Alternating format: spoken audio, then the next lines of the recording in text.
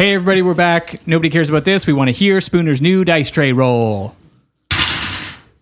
Pretty good. Wow. Yeah, that's nice. It's got some good resonance. Take that out. Yeah. Good. Okay. Yeah. All right. How'd you do, though? Did you get any sixes? Yeah, and he Oh, I got at least one. doesn't count. Oh, save it. Save that roll. Okay. Damn, Sean. Spooner got a new dice tray. Wait, Yeah. are we playing now? Tell us about your dice tray. Okay. Well, I've been, you may have noticed, I've been rolling pretty badly. And there We are don't some wanna say thoughts anything. around, maybe my soap dish is too small, which is what I have been It is using. 4.5 inches by 3.5 inches. Me too. Which, Gavin, is plenty big. But It's pretty girthy, if we're being honest. it has Basically a square, that thing. 3.5 a little inches. lacking in the length, but Yeah, like German the girth salami. is where, It's got some heft. It's Yeah. pretty solid. Yeah. It's soapstone, apparently. Thank you. Which And makes thank sense. you for the support, Chelsea. I Because it's a appreciate soap You're dish. so welcome. Anyway, so I just went rooting around my house trying to figure out if there was something tray-sized, and there was. And here it is. Yeah. Tray. That's tray. You know what would be really good for it, though, is something the size of a hot tub. Yeah. Speaking of which, wow. Like into Your a- skin changed color. Like cut into a cliff, maybe? Stone dice so are so nice. in. Yes. Anyways. Jesse is a wise man. Anyways. Happy Sunday. Yeah, happy Sunday, everybody. Yeah. There was never a Today- candle here before. Today is the first day of the rest of your life. Did you know that? Wait, let me check my phone. If you choose it to be. Do you have that scheduled? I need to check my Google Calendar on that one. It's when it's I the didn't- last day of the rest of your life that's a problem. Well, it's not really a problem. It's going to happen. It's part of the It's part inevitable. Of the thing. I just don't have it scheduled. You know what I mean? That's the problem. Well, we'll see what Sean has planned. Right. Yeah, characters, on the other hand. Might be the last day of that one. We are. This is most likely the penultimate episode of the Vaesen campaign. I was going to wear something different. Well, it's okay because the last one's next week, so then we can get your sort of like cut out nipple shirt. I got a shirt you can borrow. What does penultimate actually mean? It's the second to Pen. last. That's all it means? Oh, Yeah. I thought. Never mind. I take it back. Go ahead. Thanks. It's the ultimate pen. We all get... I do like a good pen. Nice. An ultimate pen. I like these ones. You do have a lot several. of pens. Yeah. Yeah, there's I quite like a colors. And I like these Japanese little roller ones that are like 0.35 millimeter, nice and fine. spread. Just like you. Just like me. All right, I got a question. Yeah, for let's you do guys. it. Wait, we need background music. Oh yeah, thank you. Do the, I can ones hear that sound Chelsea fun. breathing too much, and when I can hear that, I know it's just... Father, is that you? Here we go.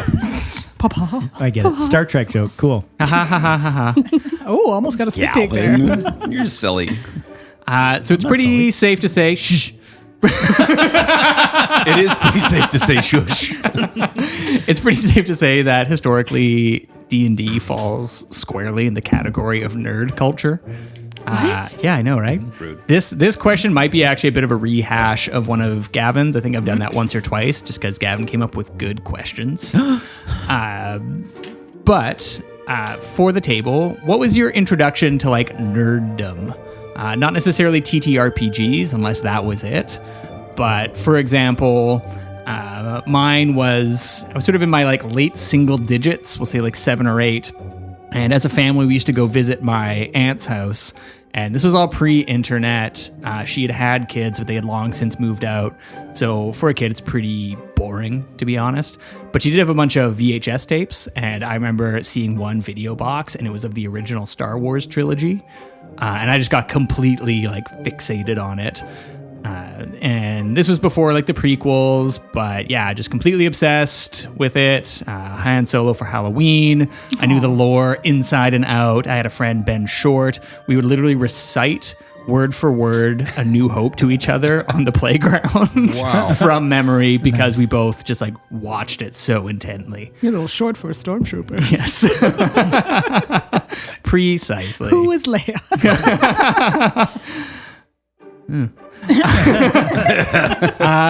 She was popular. especially in the third one. But yeah, that was pretty much the first time that I found like a weird little nerdy thing that just completely latched on to. So I'm wondering, what, clearly you all have decided to spend every Sunday playing a TTRPG podcast. So I suspect this might not be your first foray into... What? Yeah, what? I would say for me, it was probably late single digits as well, like maybe 8 or 9. What is this term? Late single digits. Yeah. Like anywhere between 5 to 9. Late single digit age. Yeah, less than 10. Yeah. I don't like it. Keep going.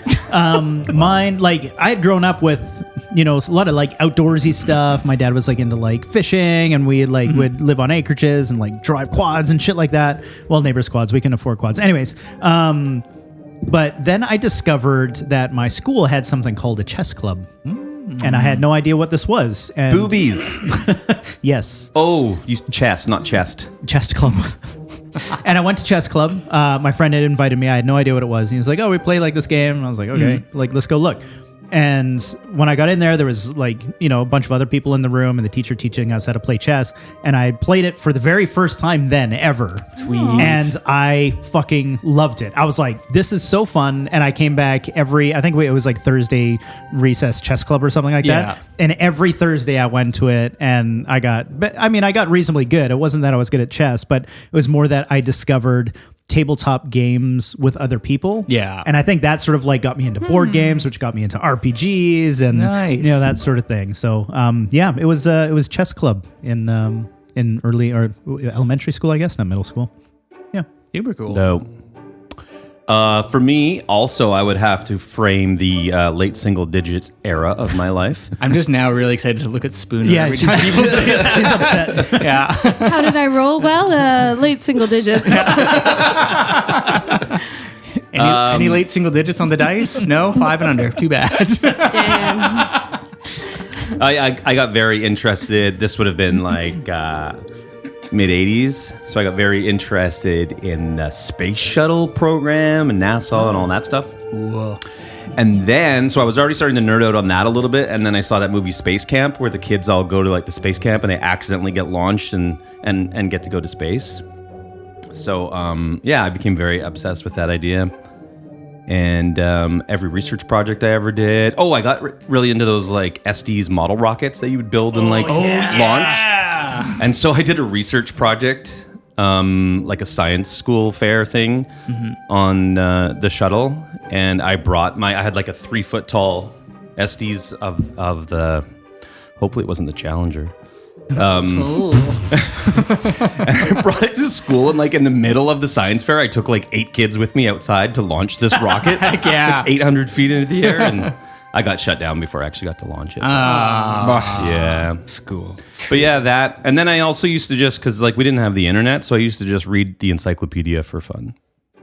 And just pick a page and find something cool. Nerd. Get him. But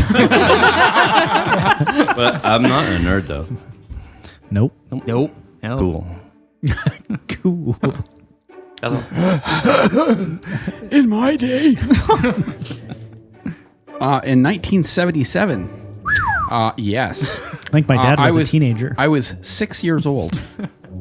And Late single digits. and my dad took us to Vancouver, and we went to go see the first original Star Wars in the theater. Oh, Shit. nice. Yes, so it was like OG. Dang. And so I got to see all 3 movies like that in Vancouver. We had like on release night when they came out. We got to see them. Yeah. That's pretty dope. Sean's so jealous. Buzzing Just over gripping here. the table. Wait, you went like from here, like you were living here then, and you went to Vancouver? I lived in Squamish. Oh, and you drove all the way to Vancouver to watch Well, the movie? I didn't drive. I was like only 6. Oh, that's when I started Man, driving. from Squamish Dad in the didn't put you on the 70s lap. would have been like a fucking drive, man. It was like M Creek and shit like that. Like the bridge washed out. My dad had to jump the gulch to get there. It's not like a nice quiet highway. This is like some backcountry shit, man. The horse and buggy. Yeah, mule. Them Ozer boys better grow some wings or start flapping them arms. Yes. Oh, yes. We had, I was a little bit later in that I was in my early teens. So unfortunately, I don't get to say like the little buzzword. We had like, I Early would stage always double hyper digits. fixate on like little things, but then move on quickly. Sorry, what was that? And like we had nerdy stuff at our house. You guys, God, fuck off. Sorry, start over. Sorry. No. Early double digits. We're there. No. Yeah. Yeah, early double digits, exactly. Like we had like Doctor Who and like Red Dwarf and stuff like that, but no like deep dives onto it. And then when I got my first job, one of my coworkers was like, "Hey, do you want to come over and play video games?" And I was like, "Sure," because we didn't really have video games like that much. We had like a snowboarding game and that was kind of it. And sat down, he goes, "This is called KOTOR, Knights of the Old Republic." And I was like, no idea. And I was hooked. And I had to go buy it. I had to go buy the Xbox, had to go do all of that. And that was it. Loved it all after that. Yeah. Nice. Cool. No KOTOR. Xbox. Oh, KOTOR. Wow. They're coming out with OG. a third one. You won't be seeing me. ever again. That's it. I think the lesson here tonight, folks, is never tell your friends what you don't like because they will use it against you. Yep.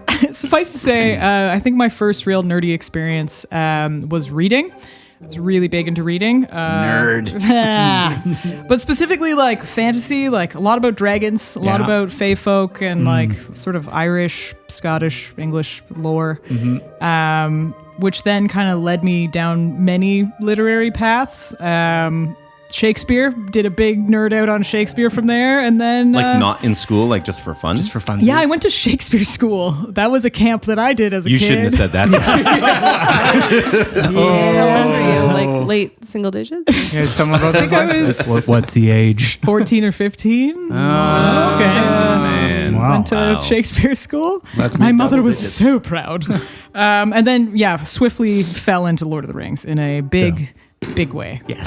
And I'm Gross. still there. Haven't found my way out. It's expansive. Yeah. Yeah. I remember you posted a picture into the Discord of you dressed up as a hobbit after having just made a wizard staff.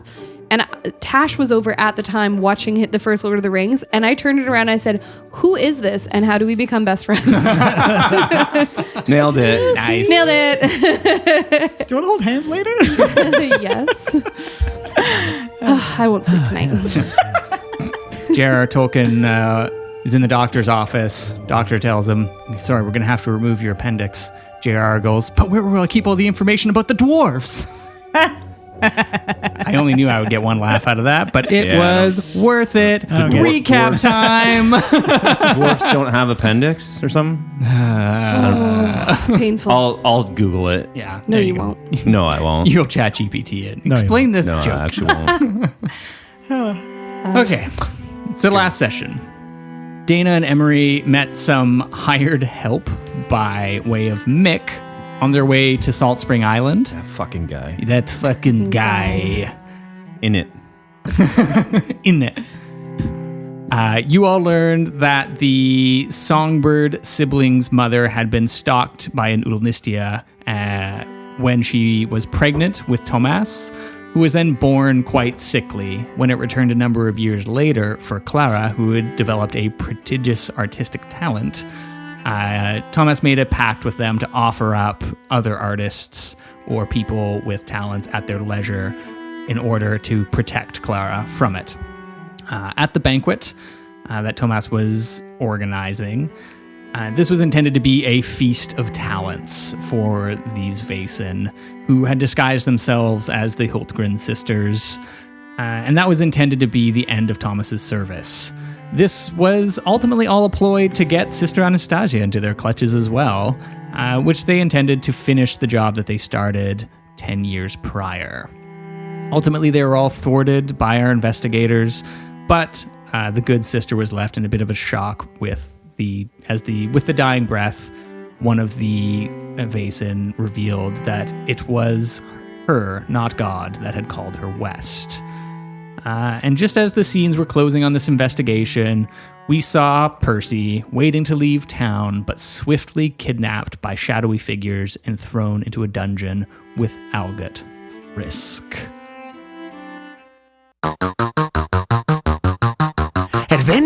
Adventurers, grab your weapons.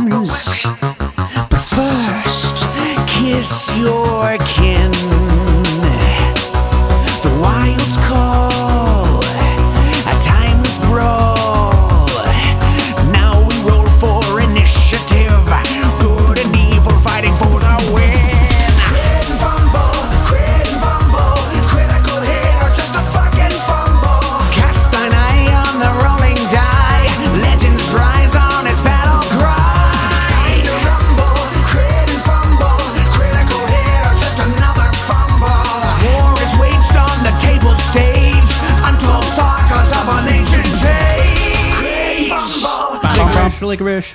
Twizzlers. Great. Great. Oh God, those ones are stale.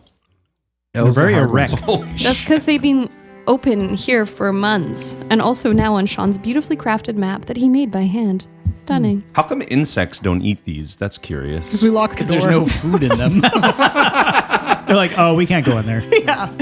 I did see the mini on them. Don't talk about it. That's why they're stiff.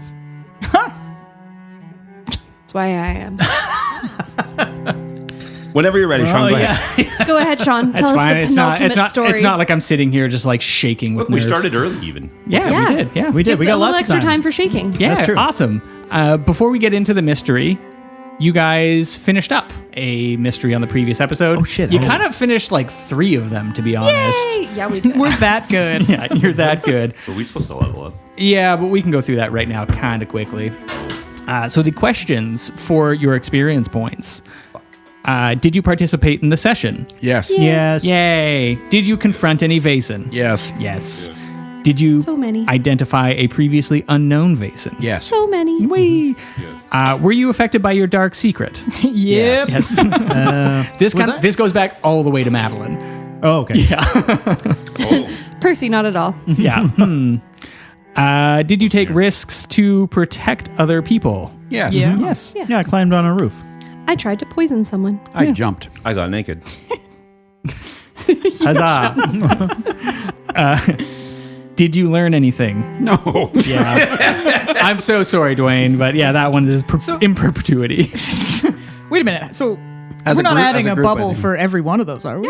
It's a so bubble, you it's need a score. 5 to level up. Yeah. So five. yeah. Yeah. 5 experience points. Yeah. You add 1 for each one. Right? Yeah. And then if you get 5, you get to add something in. Oh. Yeah. Yep. Did you develop something in your headquarters? You did. You did a church. Kind of. Yeah. And did you perform any extraordinary actions? I would say that there is a bounty of extraordinary actions that occurred in your guys' very rough 72 hours. Say bounding? A bounty. Oh, bounty. A bounty. So with that, I'm assuming most of you leveled up at least once. Yes. We don't necessarily need to do that part on Mike. You can just upgrade either a skill. I have a question. Yes. If we have leftover points, we can add them together and do a Correct. double up. Yes, you can. Whoa. And on top of that, I have a little gift for every character. I have developed or stolen talents from other playbooks that you guys get for free. Yay. Dick Dickerson, Yay. your talent is a mean right hook. You add +2 dice to any unarmed attack roll that you make. You won't need that though. No, not at all. This is from your diligent boxing training. That What if you've we already done. had that? Then you get an additional +2 dice. Nice. Mean left hook. Daina, you've got professional dissociation. Nice. Look at Add you. +2 manipulation when you are cheating or deceiving somebody. Me? What? Emery, yours is occult adept. You add +2 to any roll when you are trying to decipher or use magic or magical rituals. Sister Anastazjia, the grace of the old gods. The old and the new. How Yes. fun. Once per session, you can ignore 1 mental condition from a skill test. I ignore them every day. And I do have one for Percy. Oh, yeah. No, Percy's Okay. first. I just have a question after. Mending heart. When rolling rolling for critical injuries, you can choose which dice is the 10s and which one is the 1s. Wow. Yeah.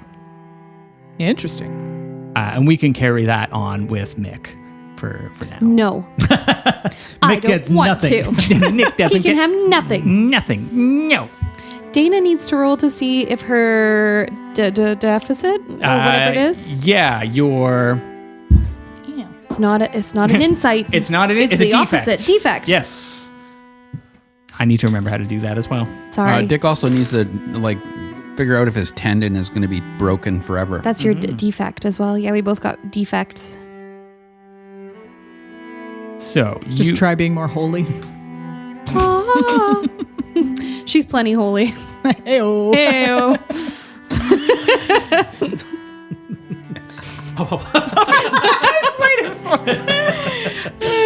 want that to be my ringtone. Every time Gavin texts or calls, which is never. Well, it's in the podcast about 300 times, so I'm sure you can find somewhere to lift it. Wonderful. If that was my ringtone, I would yeet my phone across the room. 3 a.m. Nope. Bedside. What is that when Why am I we're... texting her at 3 a.m? Because you know that'll happen. Can't sleep. I know. How about that hot tub? All right. So for anyone who's got a physical defect, you will roll the total dice for your physique and precision together. And then for anyone who's got a mental one, it is the combination of your logic and empathy. And what am I looking for? 6s. I got 1. Great. So it doesn't stick. Yay. Good for you. Nice. Good for me. I got 2 6s. I get my phones back. Wow. It really yours didn't also stick. doesn't stick. I do believe that Percy had one as well before he was taken. He gets another. From you broke your back. Yeah. oh, when yeah. you It jumped says out I of- have -3 agility. Yeah, so roll for your precision and physique. So whatever. what am I rolling for my physique? Like if that's And- what. Yeah, and like your precision. combine those two. I see. yeah. So 7, 4.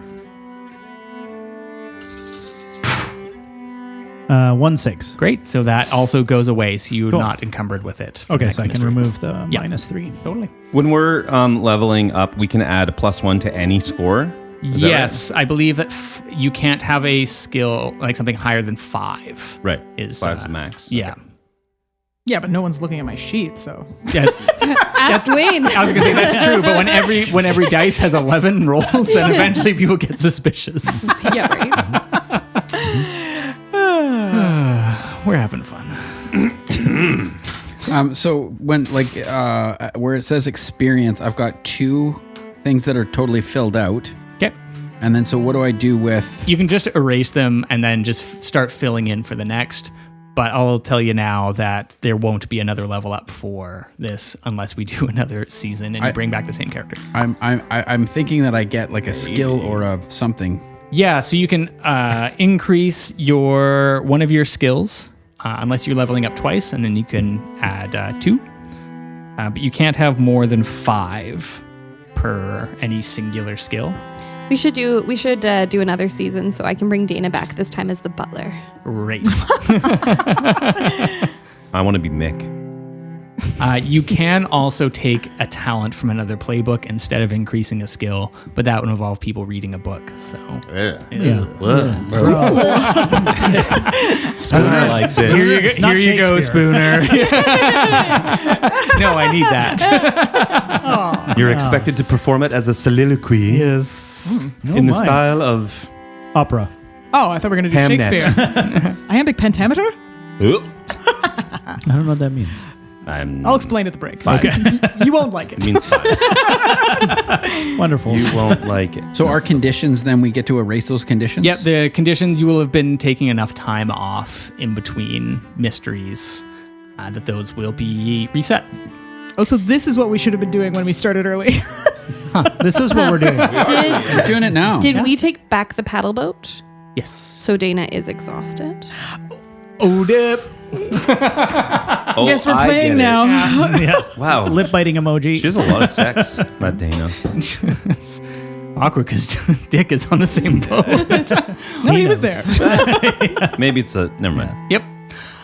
Okay, so very it has been, the mystery picks up about a month after the conflict with the Udalnistia, but you've had some time on your hands in between then and now. A lot of it was taken just recovering. Many of you had sustained serious injuries. Some of them were perceived to be serious. You had a lot to work through. But for each one of you, is there anything in particular that you would have been trying to do in between these sort of moments? I feel like Mick was trying to convince them that he should, in fact, be able to stay inside the castle, but they kept making him sleep in either the shed or the abandoned church area. The garden shed. Sorry, for sure. where I live? Is Mick, Yeah, I guess. Yes. you go stay in the tool shed. I mean, the church. I forgot you were in there. Well, that's what Mick is. Yeah. Wait, does that mean Mick and Anastazjia are married now? Nope. Yeah. Maybe he's a man of God. Well, something's going to happen. Prayers. Thoughts and prayers are going to happen. Until she saw him digging a hole and shirtless in the backyard. Read a novel on your own time. Yeah, nobody's really too sure where to find Mick. Sometimes it's in the tool shed, sometimes it's in the church. There's a lot of confusion going around. There was at least one point where Mick was definitely walking around the church completely naked. Yep. Standard. That sounds about Yeah. right, yeah. Yep. As his clothes were washing themselves out on the line. And yeah, Mick, you're able to settle in. I think Jasper eventually finds a room for you. It is not Percy's room. Okay. There are sort of plenty others, and it's pretty Spartan and small, and there's not much to it, but it is there if Okay. you want. Oh, it's my old room. It is the sister's old room. Wonderful. Yeah. He goes in there. He's like, smells like the church. There is a picture of a gnome, the castle is full of Clara's paintings right now because you bought them all. Oh, right. And so they were literally in the hallways, Just leaning. just leaning up. And so he's Jasper just puts one up there, and he's like, here. Not really too sure what to do with you. It's sort of like somebody gets hired without your consent, it's sort of a political hire. So Jasper's a little frosty towards Mick. All right. I feel like Mick is sort of used to that, considering his background with Julius. Just that crowd. Yeah. So he's just sort of all right. This is what It's it fine. is. Yeah. He's like, well, thanks, mate. Yes. It's a wee bit of a weird painting, ain't it? It's in abundance. If you find one that is more to your liking, then you're welcome to swap it out. Oh, I can just wander to the old castle then, eh? And just go find one and give you the old swap, isn't it? Yeah, there are certain areas that may not allow themselves. There are certain doors that are locked, but you can have a wander about. Well, yes. Takes it off and just he heads out the door and just starts walking around the castle looking at other paintings. Pretty much every door you try is locked. Oh, strange. Daina has spoken to Sasha and being like, don't. As he's walking down the hallway, you can hear the ripple of doors. This place is pretty tight. It's incredibly opulent. It is definitely for rich folk. What's anyone else up to in these moments? Daina, a couple things. She had, when they were getting all the paintings and stuff, she had grabbed one of a revenant, which is a Vaesen that associated with corpses, and to her this one feels familiar, so that moves into her room. Okay. And the other thing is, as soon as she can shake Mick, she tells the others what Mick had said about who he works for, about the fact that she doesn't trust him. She talks to the others also about the odd findings Jasper and her have had about, the books that have been moved or taken, about Sasha having believed that it was potentially... oh my gosh, please tell me his name again. The guy who owns the place. Dunsmuir. Dunsmuir, Robert thank you. Dunsmuir. Yeah. Dunsmuir and all of that kind of stuff. Yeah. She just wants to make sure everyone's in the loop. On the up and up. And then when she can, she gets over to Amir and she goes, and she says, Sasha, you'll never guess who I saw on a boat. And then she tells all about Dog. The lights in the room sort of warm up and glow and get a little bit brighter during the course of that conversation. Yay. What does that mean? we'd have the portrait of dog too, because you ordered that. So I don't know if that would have been done. It would have throughout the month have gotten shipped over. Perfect. But yeah, Sounds we'll say good. that it sits prominently in the library over top of a mantle in a sort of position of honor. And she encouraged True to come for a visit at some point, but was adamant that if he does, he has to bring dog. So Done. Yeah. but yeah, that was kind of her stuff. Sweet. And then I think she probably noses around more, trying to figure out maybe what Dunsmuir's up to. But every time she sees Mick, her nose goes higher into the air. She also restocks her flask. With what? Which one? Yeah. Dun, dun, dun. I kind of picture Emery having this montage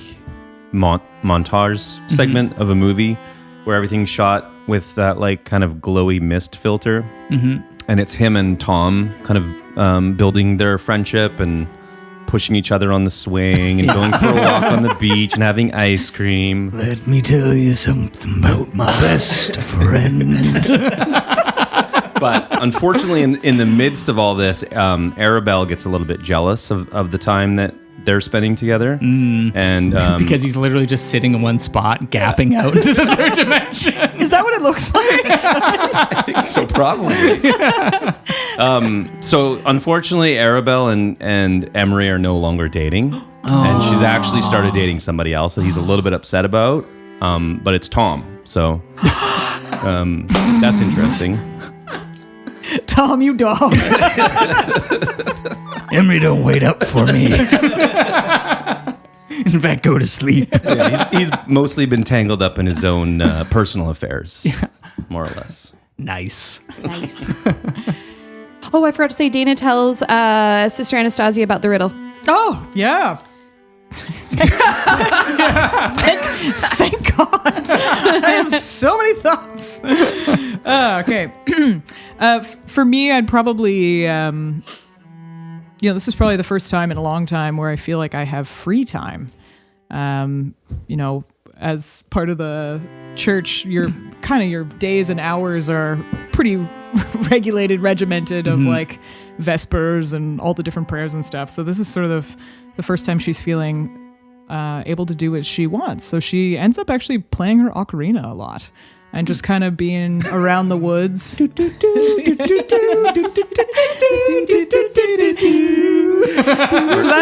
what y'all hear. She gets a little mad. So that's what everyone hears as throughout the woods and then she also is going to be doing a lot of research in the library. She really wants to understand the connection between Vaesen and Christianity. Obviously Christian symbols work on Vaesen, and she's sort of been caught in a question in her faith, and she wants to understand, why do crosses and why do prayers work, and what significance is the gray jay and the prayer bead, and where did that come from? And so she's finally, for the first time, probably doing her own research to build her own thoughts on these sort of events of significance. So I think a lot of time spent in the library. Okay. Roll me just an investigation roll. There's some low-hanging fruit here, but I feel like with your conversations with Daina, would Daina have talked to Sister Anastazjia about the notes she had found in Emery's journal? Yes, absolutely. I also think that once she kind of realized there was a decent chance the book wouldn't stay in her hands, she would have done sort of a copy of that so that she's not trying to do it off of guesswork. Okay. I got nothing. Nothing? I Nice. think, should I push? I'll say that you'll be there's some base information that is just a gimme here. Nice. I will also say that if Daina wants to pursue that avenue, this is a completely different sort of scene and moment. So you're welcome to retry that investigation yourself. Sure. Yeah, I'll do that. No, I don't think I will. Yeah. No, I will. Cool. Sorry, what's the gimme though? You got a gimme. Yes. It's just seeing where things I land. got nothing. Cool. It eludes you again. And I will throw these notes out. But as far as the connection with Vaesen and Christian symbology, you're able to find there's some pretty well-documented research in the Society's archives. You don't even need to use the occult library for this. It's just sort of a generally well-known fact if people go looking for it, which is half of the battle. But for Vaesen, they are creatures of lore that predate Christianity. They are sort of beings of belief, and people often ascribe them as being sort of manifestations of these beliefs or traditions. And so a lot of the ways to banish them are sort of tied in with that. But with the advent of Christianity and it sort of pushing into all of these other societies and religions and usurping them, there is a fundamental hatred and sort of antagonism with sort of Abrahamic religions, which is why there's sort of that remnant of this old conflict that is sort of transcribed and brought forward throughout the years and decades and centuries. And so that is fundamentally why so many of them seem to be weakened by Christian symbology. Can I go? Yeah.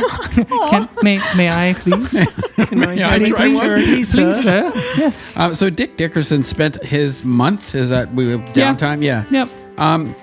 He realized that, the beads that he got from Sister Anastazjia, there was faith in them. And he didn't understand like why that worked because he was not a man of faith. So he's going to spend a little bit of time with her. And he really wants to figure out like how this faith things work, how it works. Okay. And so he's trying to invite and be somewhat open-minded. Yep. Really what he's going for is a Hail Mary.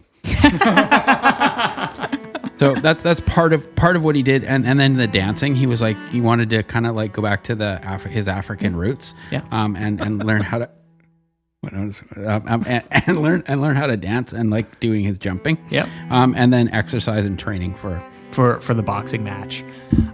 Let's play out the scene where Dick goes to I would assume the chapel. Can you give me an investigation roll, please, Mr. Dickerson?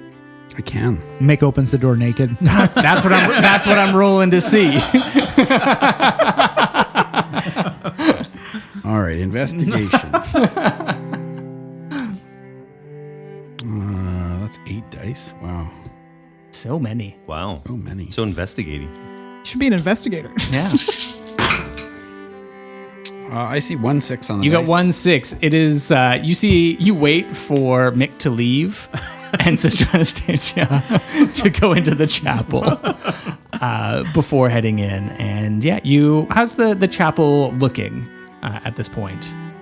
Yeah, I mean, she's done a bit of work. This is probably before heading to Salt Spring. She hasn't done much work on it since Salt Spring, but she sort of set it up with some like incense and, there's set up with holy water on the windowsills and thresholds and corners. So she's blessed the place. She has like a blessed linen cloth, which is sort of a protective symbol recognized both the church and folklore.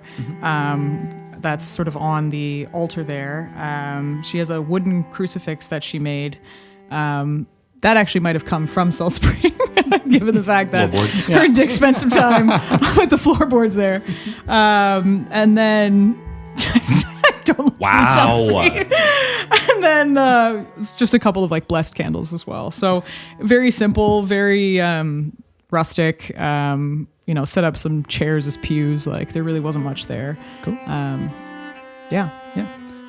Yeah, so Dick, you enter in, and the chapel is taking form. It's sort of shifting away from Madge's cabin into sort of a place of worship. But the sister is in there, fresh from her orcarina in the forest. Dick would just go and sit down and say hello. Richard, it's nice to see you. Nice to see you too. How have you been? How's training going? It's all right. Yeah, it's. I was wondering, how do I get faith? Oh, Do I pray? Like, do I sit down? Like, what do I need to do here? Oh, Richard, you've come to me in a very interesting time in my journey with faith. Maybe that's a good thing, but I don't quite know what I believe at this point. You know, I lived as a nun for 10 years.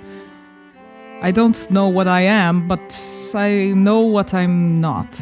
I do believe in God. I believe something is listening, but I'm not sure if I was taught the right way to hear. God exists, and we're having a dialogue, and I have many questions, and I've been doing research to try and understand. And I'm trying to believe more carefully now, and trying to live my faith through my experiences. Faith is fragile. It is strong, but it is also very tenuous. It is an act and a form of love. You have to believe in what you love, and you have to believe in the people that you love, and you trust them to have your back, and that is faith. You are giving up your agency in a way to a higher power, letting go and letting God come in and understand who you are, and it is a quiet place inside you, this faith. At least that's what I'm coming to understand. There's a lot of overt showiness, and there can be a lot of sort of different elements that are put on top of faith. It can cheapen it and weaken it, but it can also make you feel like you're doing the right thing, or you're becoming closer with a community. But faith is not community. Your faith has to be your own, and this is something that you need to decide for yourself. You helped me in the moment of my panic, and you brought me back down with your waltz, this 1, 2, 3, 1, 2, 3. And it's actually been helping me more, and it continues to help me. It is meditative. And so maybe a place to start with faith is with your 1, 2, 3. Look inside yourself to understand what it is that beats in your heart. I hope you have luck in that journey. I'm looking for luck the same way. Well, I know what I love. And I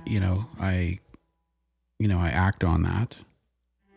And it's not always at the forefront, but I think I do my best. And there's sometimes, myself gets in the way. I'm trying to, I notice that when I dance, that I find peace. I know that when I train, I find peace. I know I have faith in you. I trust you.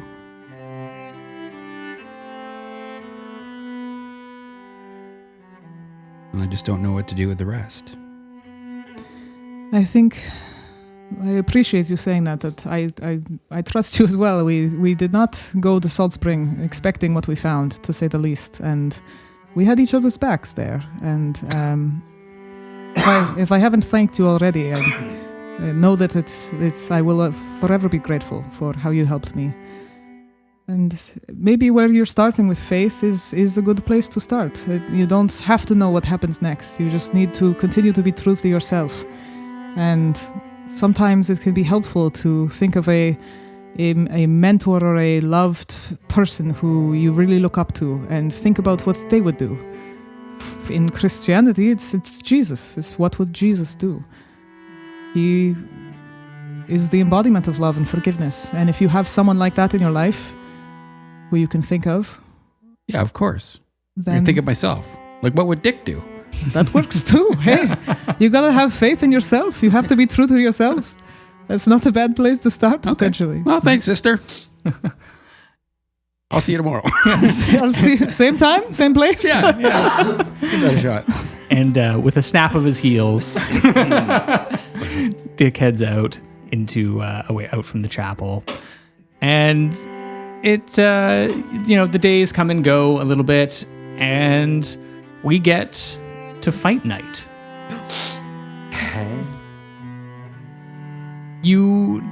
Dick, would you have invited everyone to come with?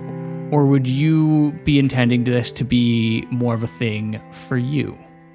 I think I would invite Sister Anastazjia. Okay. And sister, would you have let anyone else know? I will say that Mick is going one way or the other. Oh man, it depends if I was told I could or not. I think I would have asked if I could tell Daina and Emery. And what would Dick say to that? He would just leave it. He would just leave it alone. He would leave it up to you. He would have faith. Oh God! Oh, rug pull.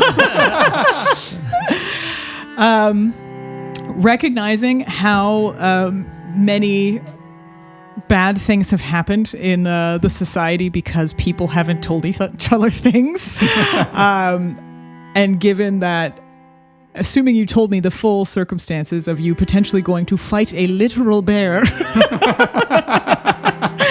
I think she would feel responsible to tell Emery and Daina that this was happening, but she would impress upon them, or maybe she would do it in a way.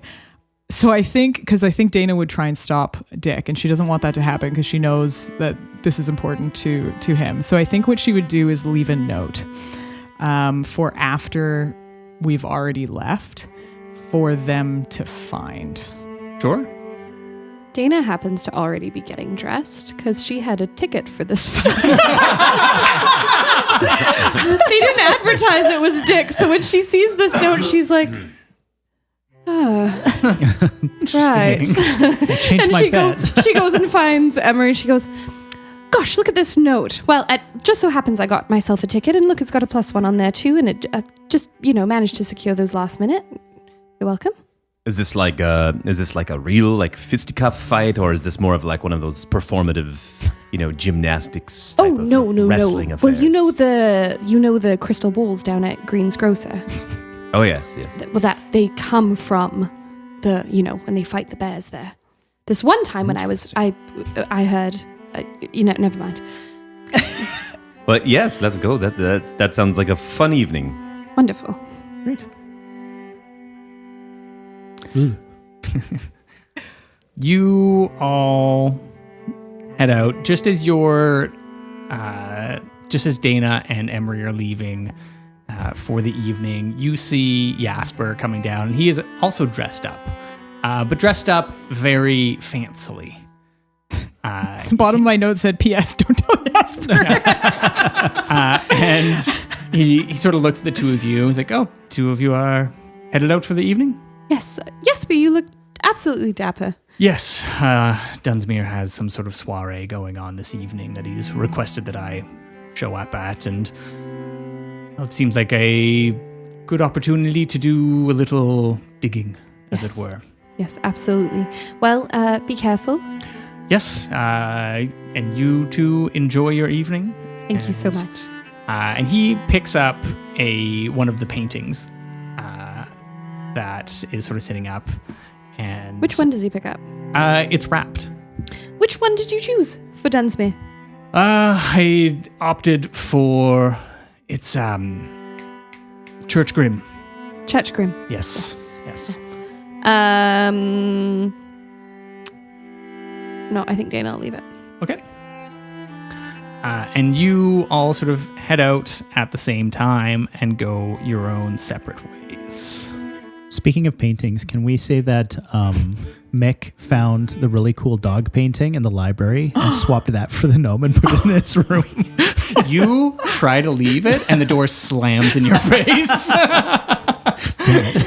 a shit disturber. Mick will have, you would have left ahead of everyone. Yeah. You've been there helping Julius set up for the day. Sounds good. Yeah. And we'll stick with Dick and Sister Anastazjia. It's nighttime at this point. The air sort of carries that early spring sharpness. It's sort of cold enough to sting your lungs, but warm enough that there's sort of a change on the horizon. You go to the like rural agricultural area. It is the same barn, Dick, that you had found so many months ago. There's a thin mist that clings around the fields, around this old barn, and it's sort of drifting slowly. And in the distance, or out here, everything feels a little smaller, a little quieter as you make your way out of the city proper. There are a number of carriages that are out and some horses that are tied up. And the place seems to have drawn a bit of a crowd. The barn rises up in the dark, and it's sort of this hulking silhouette, and lanterns are hanging out from the outside. And you see, or you can hear, there's sort of like a muffled roar of a crowd that's sort of leaking through the gaps in the wood as there's sort of laughter and shouts. And there's a pair of men in sort of heavy coats outside of the main sort of barn entrance, and you can see inside just bodies piled in. And they're checking names and ticket stubs. And yeah, you guys step out, and it just smells like cheap tobacco and spilled beer sort of coming out and mixing with sort of the clean air.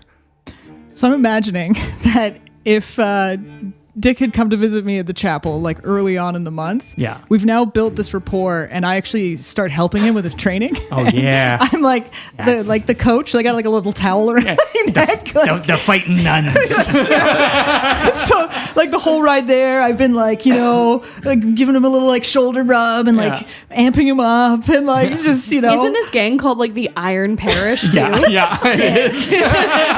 So Dick brought a nun. Yeah, so just playing that like coach role for Dick, helping him with his hand wraps, getting ready for the fight. Love it. You step out and just walk to the front entryway, and these sort of two rougher looking individuals give you both a once over. Dick pays her a ticket. Right? And you see one of them just kind of like nod to Dick. In the rings in the middle. But if you need somewhere to get ready, you can go underneath the hayloft. There's a spot. Okay. And you sort of settle in underneath, and the crowd sort of like buzzes with excitement. There's a couple of other fights that are starting, boxing matches. It's bareknuckle, and the crowd is getting sort of buzzed, and you settle in for your pre-fight ritual or whatever it is. And Emery and Daina, you show up shortly thereafter and are greeted by the same two individuals at the front. They take your tickets. Help yourself. There's bets on the bleachers at the far side. Of course, thank you. I assume we're betting for Dick, right? Are we allowed Are we allowed what? to bet? Can I talk to Tom? He seems like he'd be a bit more fun here right now. Yes, I'm a little bit sleepy anyways, so. I can smell the blood. Shall we go make a bet? Absolutely. Wonderful. You step inside the Betharn. So much more epic sounding now. Right? The barn is a sort of cathedral of rough-hewn timber and sweat. The air is sort of like thick with the bodies that are pressed shoulder to shoulder, just sort of like cheering, jeering as sort of the fights go on. There are lanterns hanging from the rafters and their posts, and the lights are casting sort of long shadows everywhere. It smells sort of like hay, damp wood, cheap beer, tobacco, and you can catch like a little metallic tang of blood from the previous fights. There's sort of a couple of makeshift benches, but most people are sort of crowded in around the side of the ring, which is just hard-packed dirt, 4x4 timbers, and some ropes. But mostly it's just bodies keeping the fighters in space. There is also, above the crowd, a balcony. It is the hayloft that has sort of new timbers that have been hewn out to sort of protrude it out There's a wooden ladder that leads up to it, guarded by 2 men with weather-worn faces, and this loft itself kind of juts out like a judge's bench. Its railings are sort of reinforced. There's fresh sawdust everywhere. You can tell that this has been made specifically for this fight. And there's a single lantern that hangs over top of it that illuminates Julius Flay.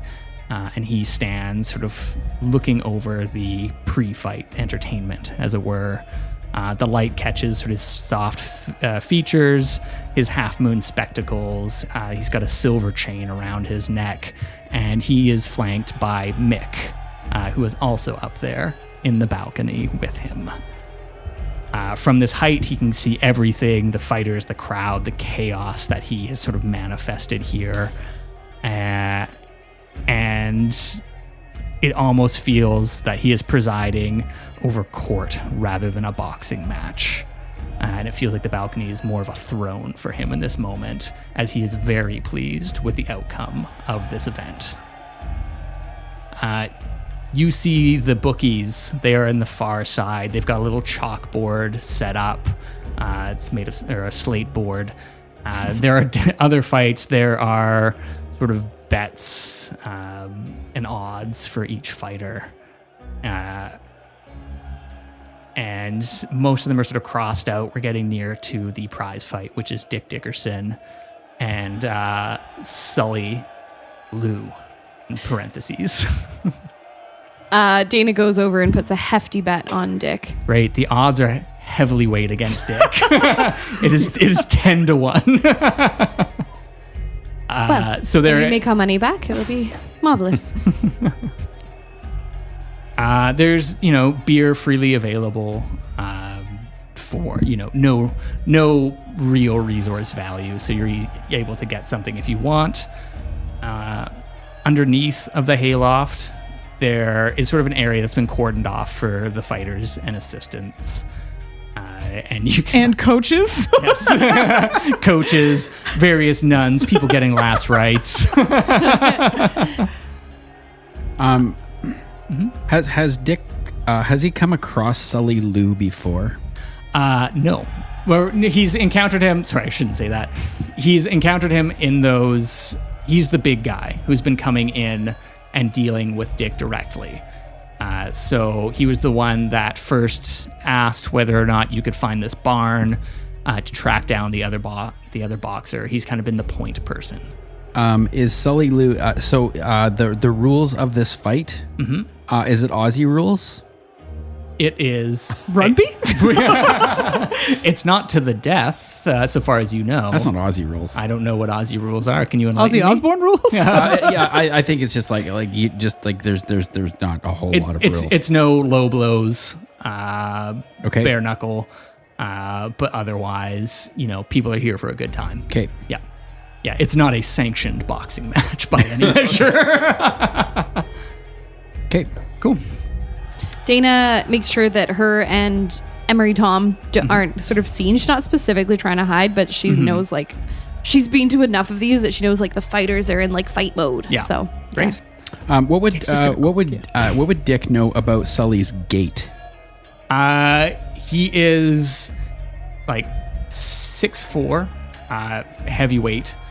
He's a big fella, so you can suspect that he packs a bit of a wallop, but perhaps that weight might go against him as far as endurance. What does he know about his hands? Didn't have time to do a full assessment. Maybe they're probably the size of toasters. Meaty. Up top, Mick is.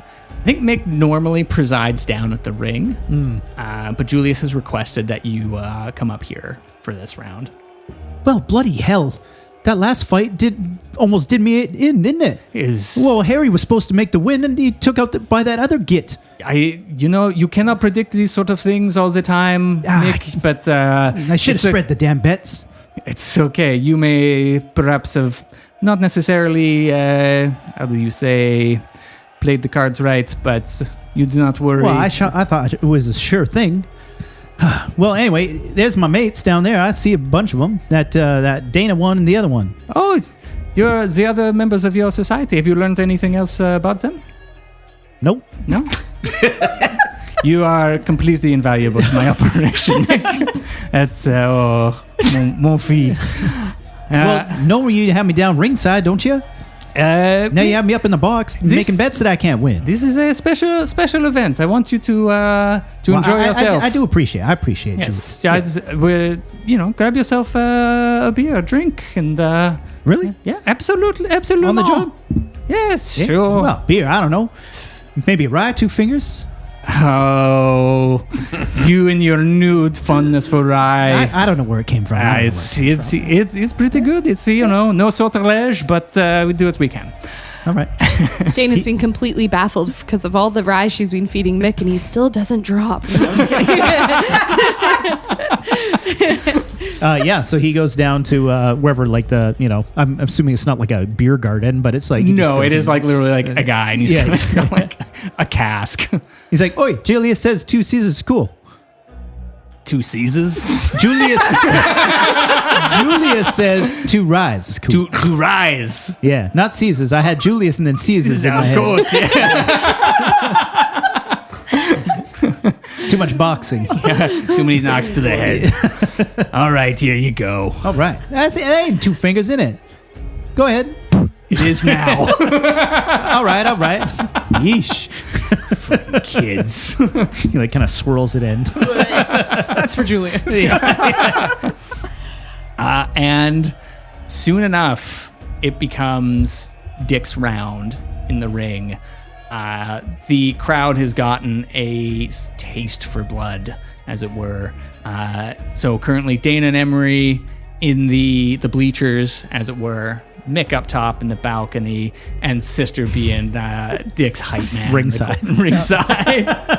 All right. So, the bigger they are, the harder they fall. Eyes, nose, and then you get out. If you think that you're going to get cornered, you kick him in the dick. And there's no pride, okay? If you think you can't cut it, you run. There's no pride in this, okay? You don't owe anyone a show. And I will be here when you're ready to come back. I got this, sister. I know you do. I have faith. Me too.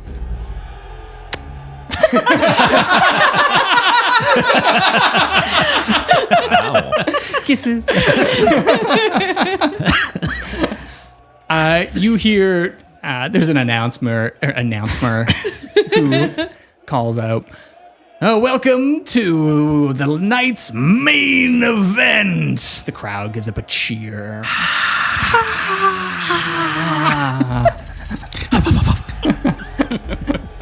We've got in this corner Dick the Bull Dickerson. Boo. Who? I thought the bull would be good. I thought people would like that. And we've got Sully. Yeah. Lou Sullyson. And everyone chants, Lou, Lou, Lou, Lou, Lou, Lou, Lou, Lou. Sounds like saying boo.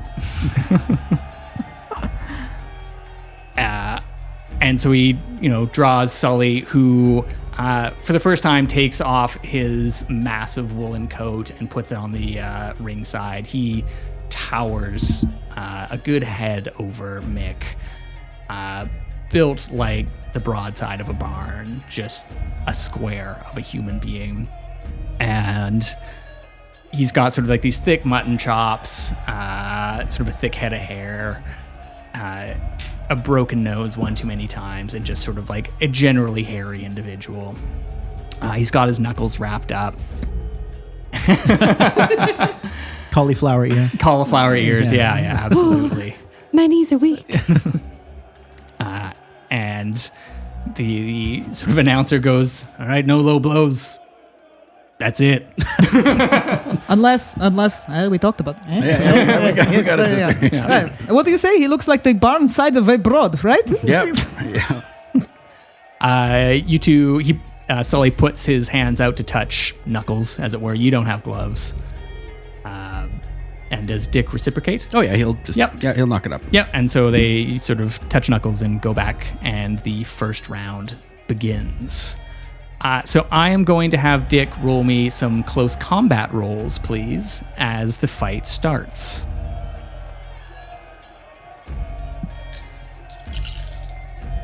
Will I have seen Daina and Emery in the crowd? Like, would it be easy to see? Give me an investigation. I feel like there's a lot going on right now. Or an observation roll, please. Oh, observation. Yeah. Dick's got 1-6. 1-6, great. Sully also gets 1-6. But you can tell at the last minute, he drops his guard, and you're able to get a good hit in. It's sort of back and forth. You're exchanging sort of body shots and headshots, and you can feel that you may have gotten this round. Sully's got a bit of a broken nose, and at one point he clinches you, and you're sort of right up tight, and he whispers in your ears like, "You need to knock me out for the third round." Okay. And you push apart. As the fight's going on, I'm assuming everybody else is in the crowd, sort of having a good time, as it were. Daina has a foul mouth on her. Yeah. She is just screaming obscenities. Jesus, I haven't even heard half of these. Emery, where did you get this one? She just came with the job. Oh, holy dynamite. And I'm praying. Not even like looking. I think Mick's up top having a hard time not being busy. Even though Julius is hang out and enjoy. He's keeps getting him drinks or getting other drinks for everybody else up in the box, that kind of thing. Mm-hmm. Not that he's not like their servant, but he's usually ringside. He's doing stuff, you know. So he's like, okay, I'll run down and get another drink or something. And I think Julius sort of recognizes this busybody behavior, and he's like, "Mick, mon fils, come here. It's your new tatouage. How's that healing up your chest?" Oh yeah. I mean, well, he opens it up and you can see it, and kind of runs down to his arms. He's like, "It's weird, isn't it?" And, it's a little sore, but I mean, I don't know. Only thing I noticed was now rye. Yeah, it's peculiar, but those wealthy folks, they've got a ways, but got a fair bit of extra sort of coin, some money for that. So it's and it looks like it to be healing up. You're no more worse for wear. I don't just stung a bit, just a bit. Yes. Yeah. Can I get an observation roll from Daina and Emery, please? Observation. You bastard! I know what you've done here. What do we do? Observation? Yes, please. You've clearly already done a natural observation. All sixes, Yahtzee. Emery got 1-6. 1-6. Oh, can you help each other? You both see up top two things throughout the fight. The first one, that Julius, throughout the whole, most of the fight, is looking at Dick the whole time and hasn't broken his gaze. That'll be Daina. Emery, you notice that sort of near sort of the close of the second round, you see him sort of point and Mick open up his chest, and he has tattoos that are quite similar to yours. Not exact replicas, but incredibly similar. Interesting. He would linger his stare to try to catch Mick's eyes at some point, I think. Mick, I think you... Yeah, I'm kind of watching them. I may have been hanging out with them, so yeah. Emery would kind of excitedly wave to Mick and be gesturing for him to come down and come sit beside us. Come on. Come down here. Oi, boss, you mind if I go just have a quick drink with one of my mates there? Can you give me a manipulation roll, please, Mick? All right. Julie seems a little hesitant in this moment. Interesting. Manipulation is... Oh, I got 3, 4. Oh, I'm actually pretty good at manipulation. Good old Mick. I mean, it makes sense. Yep. Little street rat. 1 6, 2 6s. 2 6s? 3 6s. 3 6s. Yeah. Gee dang. Wow. I think in this moment, you see that Julius is sort of a little preoccupied. Yeah, as it he's were. into the fight. Yeah. And you can tell he's like, no, stay up here. It's not particularly a good time, but after the fight you can go. But he's not paying attention necessarily, and so Mick's able to kind of easily dip out, as it were. Yeah. All right, boss. No worries. Yep. And he's just like slowly Slunks backs away. up. Can I get a close combat roll for the second round, please? Oh, I wanted to play the bell. Oh. Somewhere. You can just insert it in editing. It'll be Yeah, there great. we go. Yeah. You heard it. Yeah. Ding, ding. Ding, ding. Yeah. Had a delay. Just imagining in your house somewhere there's like a ding ding. Everyone's panicking. Like, what the hell is that? All right, Jess. All fours. the alarm. No sixes. No sixes on this one. No. Oh no. Oh, could I help? Yes.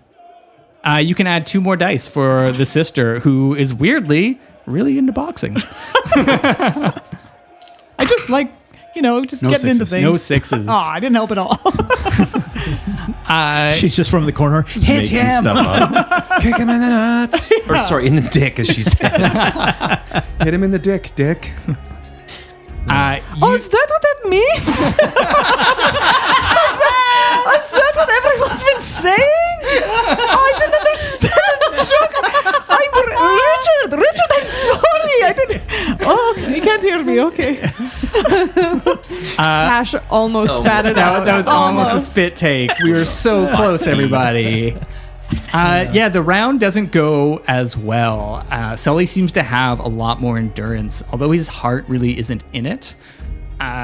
Would you like to push that roll, or are you happy to sort of play this one straight? I would push that roll. And can I use my right hook? Yes, you can absolutely add those 2 dice. You can actually add those 2 dice for every close combat roll. This is any time. So you can actually roll them. You roll those 2 before you push, just to see if you get a success there. Ooh. Yeah. 1-6. 1-6. You are able to connect with Sully. There is one point where he sort of feints out of the way, lowers his guard, and you get him right in the ribs, and he just does a oomph. And you hear from the balcony, Julius like, "Mon Dieu, Sully! Take this seriously. You know what's at stake, tabernacle." And just like spits on the ground. And the end of the second round occurs. You see that Ding, ding. go ahead. Oh, I said ding ding. Yeah, ding ding. Yeah. Dick, you kind of go to your corner. You're feeling pretty good. Sully's bleeding a little bit, and the crowd is beginning to back you. And there's a fair amount of enthusiasm for Dick Dickerson. Dick would acknowledge the crowd that they're backing him. That just fires them right up again. And he would come out between the second and third round, and he'd do a little bit of his sort of African dance around the boxing. Yeah.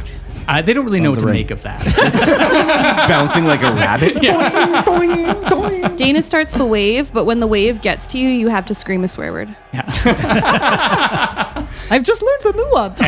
Everyone joins in so enthusiastically. This is not the first time that they've done a swear wave. So. A swear wave. I invented that, And the round sort of closes out for a second, and the third round begins. And Julius is now, and Mick, I'm assuming you meet up with everybody in the banisters. Oh, Oi, your mate Dick's doing pretty good, ain't he? Well, you didn't realize you would be here. Well, yeah, of course I'm going to be here, innit? I work here. Well, that's fun. and for us. Wonderful. I work for you. Well, with. Yeah, of course. Wonderful. Would you like a drink? Well, I already had one, and bit of rye with some. It was just topped up. Top. Oh, Yep. Wonderful. Emery would be like, hey, I saw when you were up there, and he would just kind of sneak open the buttons between the buttons of his shirts a little bit and show his tattoo, like, Oh yeah, and he pulls like kind of his shirt a bit to the side. Yeah, you got him too, eh? So you Where'd you get yours? did you have? Well, mine's from a demonic possession. What's yours from? I don't know. It's one day I woke up and they were over top of me, said something wrong with me. They poking holes in me with this. They say, hold still. I black out again, wake up, and I'm all like this, isn't it? When was that? Just like, I don't know. Maybe a day before I met you. Do you hear voices in your head? Yeah. What does it say? It says stop drinking beer. Just drink the rye. Two What fingers. Knows you. Keep saying Daina. Emery's gonna reach over and grab Mick's head by the ears and put his forehead up against his forehead and be like, Tom, speak to him, Tom. See, make a connection, Tom. Daina has gone cold, and she's going to reach over to Emery and she's going to say, I don't think you should do that. What? Mick, are you armed right now? Armed? Yeah. I mean, I got arms. Do you have Grew up with these fists. Knock a cup of tea out with them, Daina's just don't going to I? reach over and like pat him down. Does she feel any weapons? Does she? Does Mick have? Yeah. I mean, he has a knife. Yeah. Yeah. May I borrow this? Oh, me blade. Just for a moment? Yeah, okay. I need it back, though. Of course. Julius would be mad if I ain't go walking around with ain't nothing to fight people with. Of course. I was going to go get another drink. Did you want one? Another rye? Yeah, another rye would be Two great. fingers? Yeah, 2 fingers. Emery, why don't we bring back a handful of them? We'll be right back. Okay. I will join you. And she's like shaking at the knees and stuff too, and like, yeah. Julia or Mick's just sitting there by himself now. He's like, "What? Keep our seats. Oh yeah, all right." He looks at the guy next to him. Good fight, eh? Yeah, it's real good. Well, you sound like what? She's, Was the guy at the other side? Hey, good fight, eh? she's gonna grab Emery's hand and she's gonna make her way towards Sister Anastazjia. She knows she can't quite get all the way there, and she doesn't want to distract Dick, but she also is like, we need to get away. Yeah. And What she's is gonna. happening? He's got something to hide to him, and it could be nothing. But the day before has to come to work with us, Butcher's books have gone. He wants rye, and he keeps hearing my name in his head. Oh, so you got my note. What does that mean? Connect the dots for me. You don't think it's Butcher, do you? Can I have Dick rule me how the third round goes, as this is what's happening during that? So Dick is going to. He's got 4 for his physique. He's got 2 for his close combat, and 2 for me. 2 from the sister. He's before he goes out. He says, "This round's for you, sister." Richard, do me proud out there. No problem. So Dick is. He's okay. He's got 4 6s. Whoa! Nice. Does that mean you critically fail, Sean? Nope. Oh, not yet. Oh my! He did eyebrows. 5 6. Yeah. That's you. Run up, and you are on a mission. You are just From like God. right out of the gate. There's sort of a exchange of blows. You see sort of Daina and Emery sort of scurrying about, and they run up to the side of the ring, and you land. You hit the sweet spot underneath of Sully's chin. And you can tell that he's got his arms up, and then he drops his left glove or his left fist almost on purpose, and you connect, and Sully goes down on the dirt, and the crowd goes silent for a moment.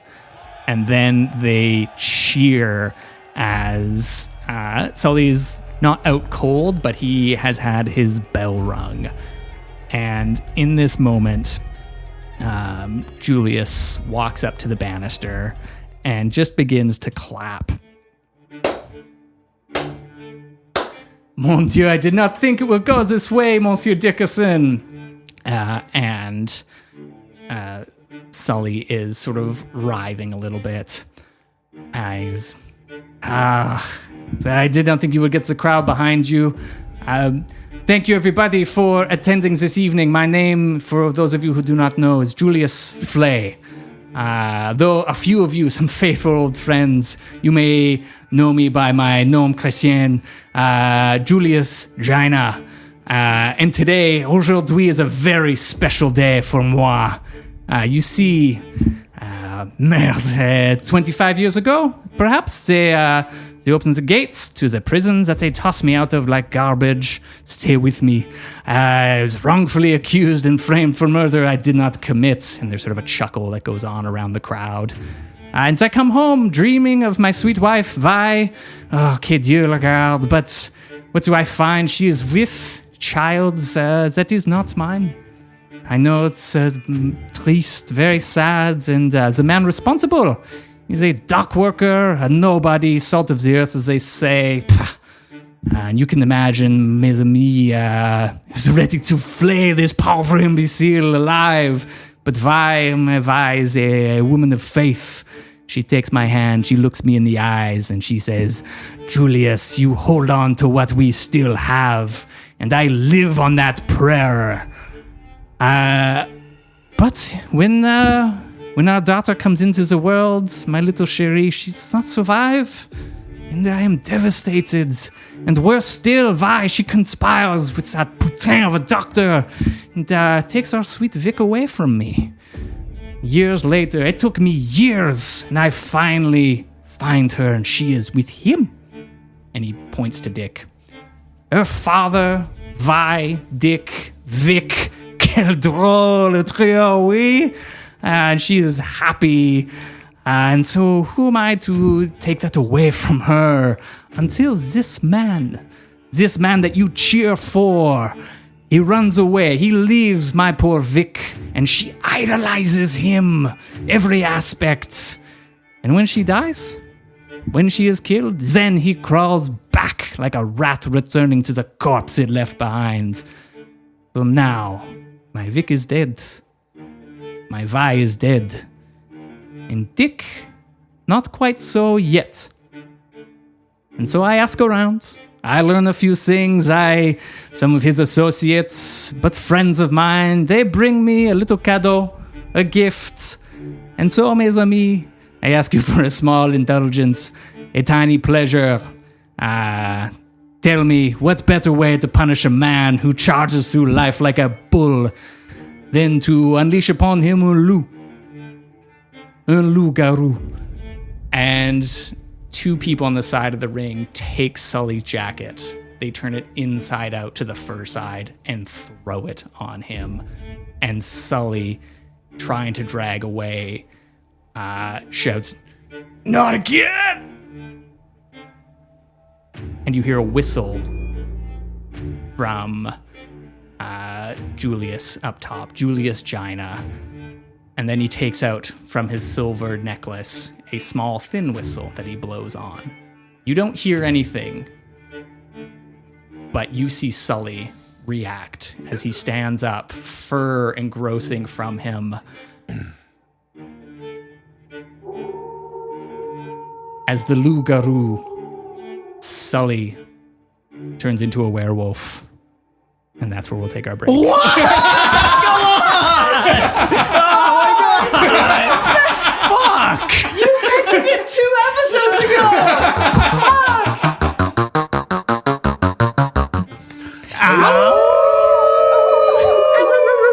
Welcome back, everybody. We've had a lot of sugar. Yay! Yay! And some chai. Oh, I didn't go with the chai. I also And didn't. we planned our financial plans till Oh 2040. God, I almost fell asleep. And we talked about spreadsheets and how Chelsea's doing them wrong. Yeah. Thanks, Spooner. Not those kind of spreadsheets, if you a know freak what I'm of the talking sheets. about. I do those right. Yeah. Well, just like this conversation, things escalated quickly. Now we have to. Wait, I don't have my knife. Wait, you son of a You bitch. sure don't. what the fuck are you You gonna do with don't. a dagger and a werewolf? All right.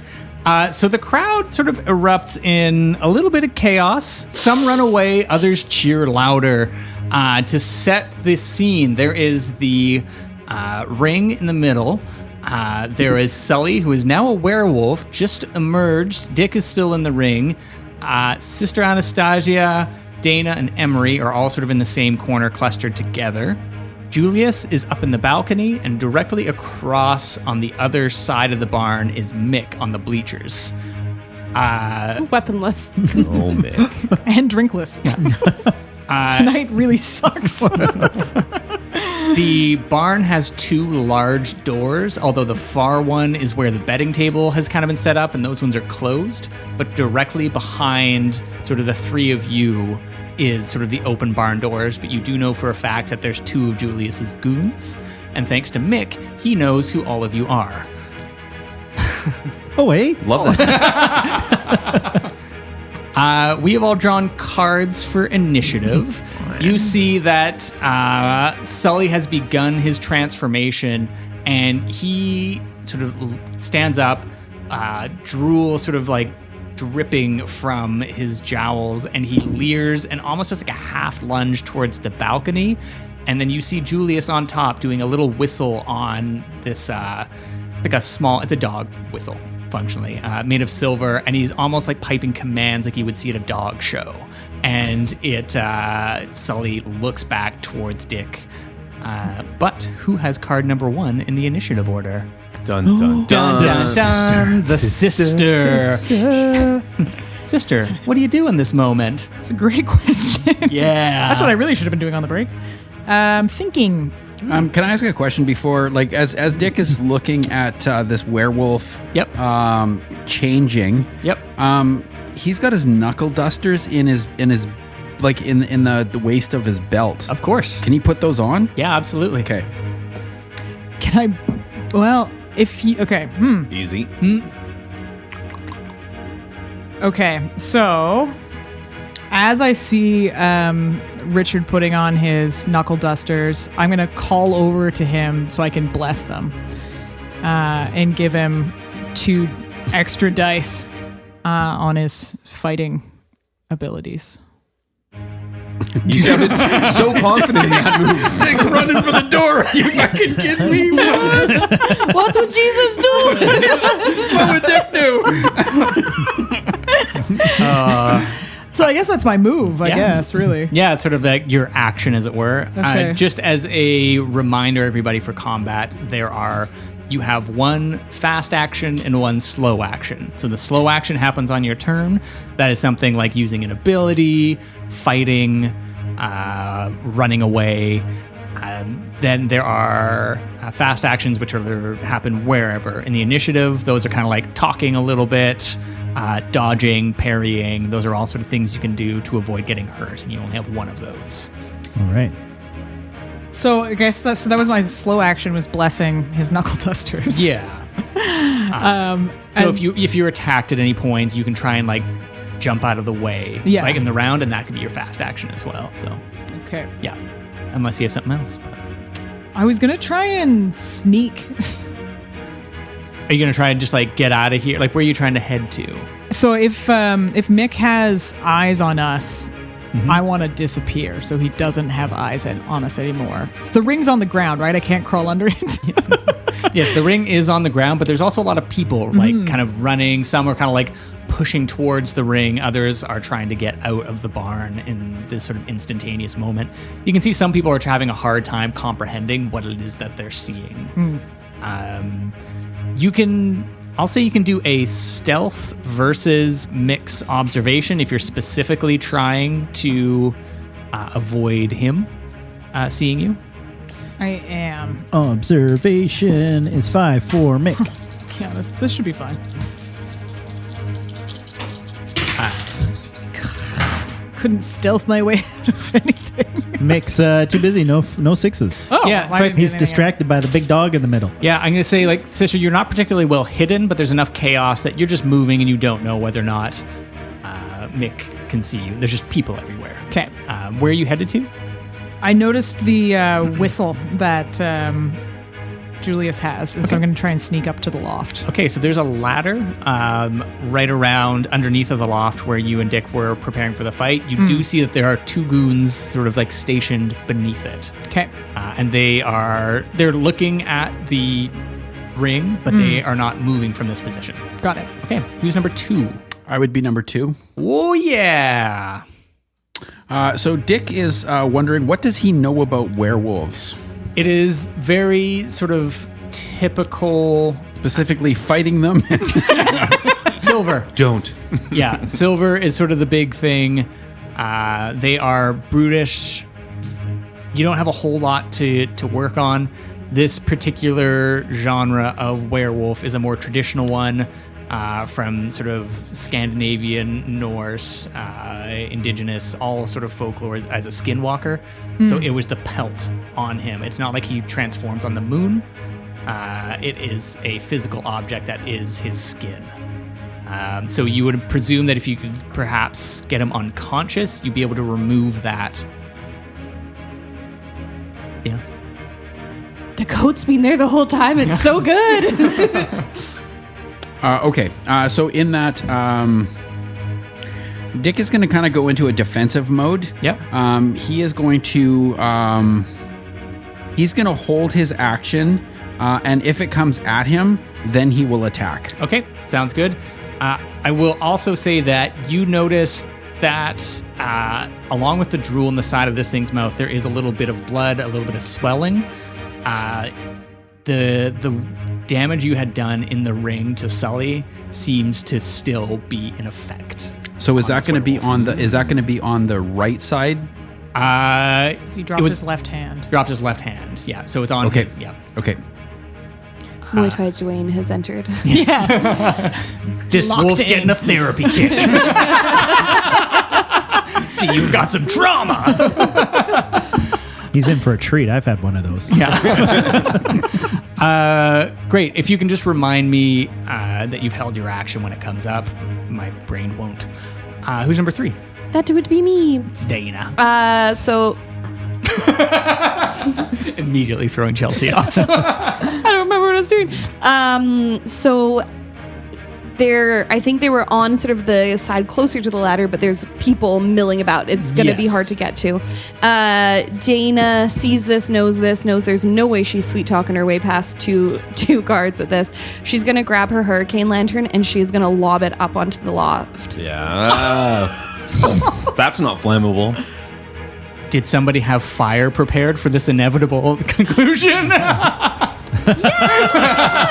Okay, ranged. Yes, please. Oh. 2 sixes. 2 6s. Oh shit. Strong arm. And you're aiming for the base of the ladder, was it? Or- No, she's aiming she's aiming specifically like between Flay and the ladder, but she's Okay. going up on the loft. She Okay. wants to disrupt these whistles. Okay, sounds good. She is putting 2 and 2 together with the tattoos and stuff and is now like, this man is the worst. Yeah. That's a much better idea. Thank you. I have my moments. Yeah, you managed to lob it over, and Julius sort of like has a couple of like tweets. You see that Sully has like a course of action in his head, but Julius is now distracted as the flames begin to erupt and the smoke sort of billows up into the rafters, and the hay that has been sort of pushed to the sides in the loft begins to alight at an alarming rate. Oh boy. Who's number 4? That would be Mick. Mick, you see Daina has thrown a lantern into the hayloft where Julius is. He starts standing up and begins to head towards Daina, but That's your fast action.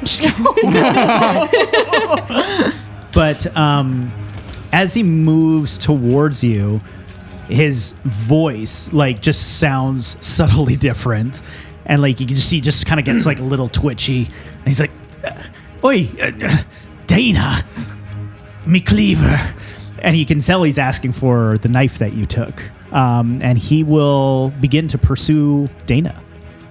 So my full action will be to like essentially run after her. Sounds good. Yeah. You know, I don't need to remind Chelsea you. looks like she's gonna puke and not move for a week. Cool. He didn't get to her quite yet though? Yeah, I don't know how far away you I'm were. going to say like went. it's so Vaesen has like a zoned combat thing. I'm going to say you were like one zone apart, so your action can be to move a zone. Okay, so so we're you're in like the same you're in front of each other, but not like fisticuffs yet. Okay. yeah. So it's now kinda we're in like, the like same taking a dash action. So then a fast action she Is- can use. Yes, could be like words or. She is backing up into. She's going to move into the next zone, backing up. Yeah, I think this pursuit is still happening, but it's sort of like two magnets. Yeah. going in tandem. Sounds good. That was number 4. Number 5 is Sully. He has been Julius has been distracted in this moment. This is all happening at the same time. So he is sort of doing a half lunge towards Dick because there's been the last command. Which is assuming wasn't roll over. It was not play dead. And so he's in a threatening position. So that would trigger Dick's sort of saved action, as it were, or held action. So Dick is as he's lunging towards me. He's so basically what's happening is kind of like a counter strike. Yep. So I just want to make sure I get my dice right because I roll lots of dice just for no reason. Yep. So 4 for physique. Correct. I get 2 for close combat. Yep. I get 2 for the sister. Yep. I get 2 for my mean right hook. Yep. Because that's what he wants to hit him with. Yes. And I get 1 for my knuckle dusters. Perfect. Dang. Fistful. Yay. I have 1 6. 1 6. Jeez, the percentage on that was like 97%. No kidding. Can I push that roll? You absolutely can. Well, you already succeeded. Maybe. Not enough. Dang. 82%. Oh. I have 2 more 6s. 2 more we 6s. You're able to. So you do. This is like your counter strike. You're doing some damage here. Would you like to use your fast action to try and parry the attacks that this werewolf is also doing? Yes. Okay. He has a rapier? He's going to parry? So I'm going to have you. Tasha's slap Stone face. I'm going to have you roll me a agility roll, please. So that'll be physique plus agility. I'm really glad I added agility as a +1 for my. You know what you were heading into. I knew what I was heading into. Can I use my lock picks on this one? No 6s. No 6s. Okay. So this, for anyone who is still left watching, this becomes a much more interesting fight. It becomes sort of Dick and this werewolf exchanging blows. Dick is able to sort of like work this thing's body as it slashes at him. I'm going to say that. Tell me more. Wait. Yep. Can Tom tell me more? So a little play-by-play. You managed to land a lot of hits on this thing. It sort of yelps and howls. It slashes at you. You're going to take 2 physical conditions. And don't forget to also take the condition for the pushed roll. But you see that the werewolf takes a knee in this moment with all of the attacks that you did, your 3 successes.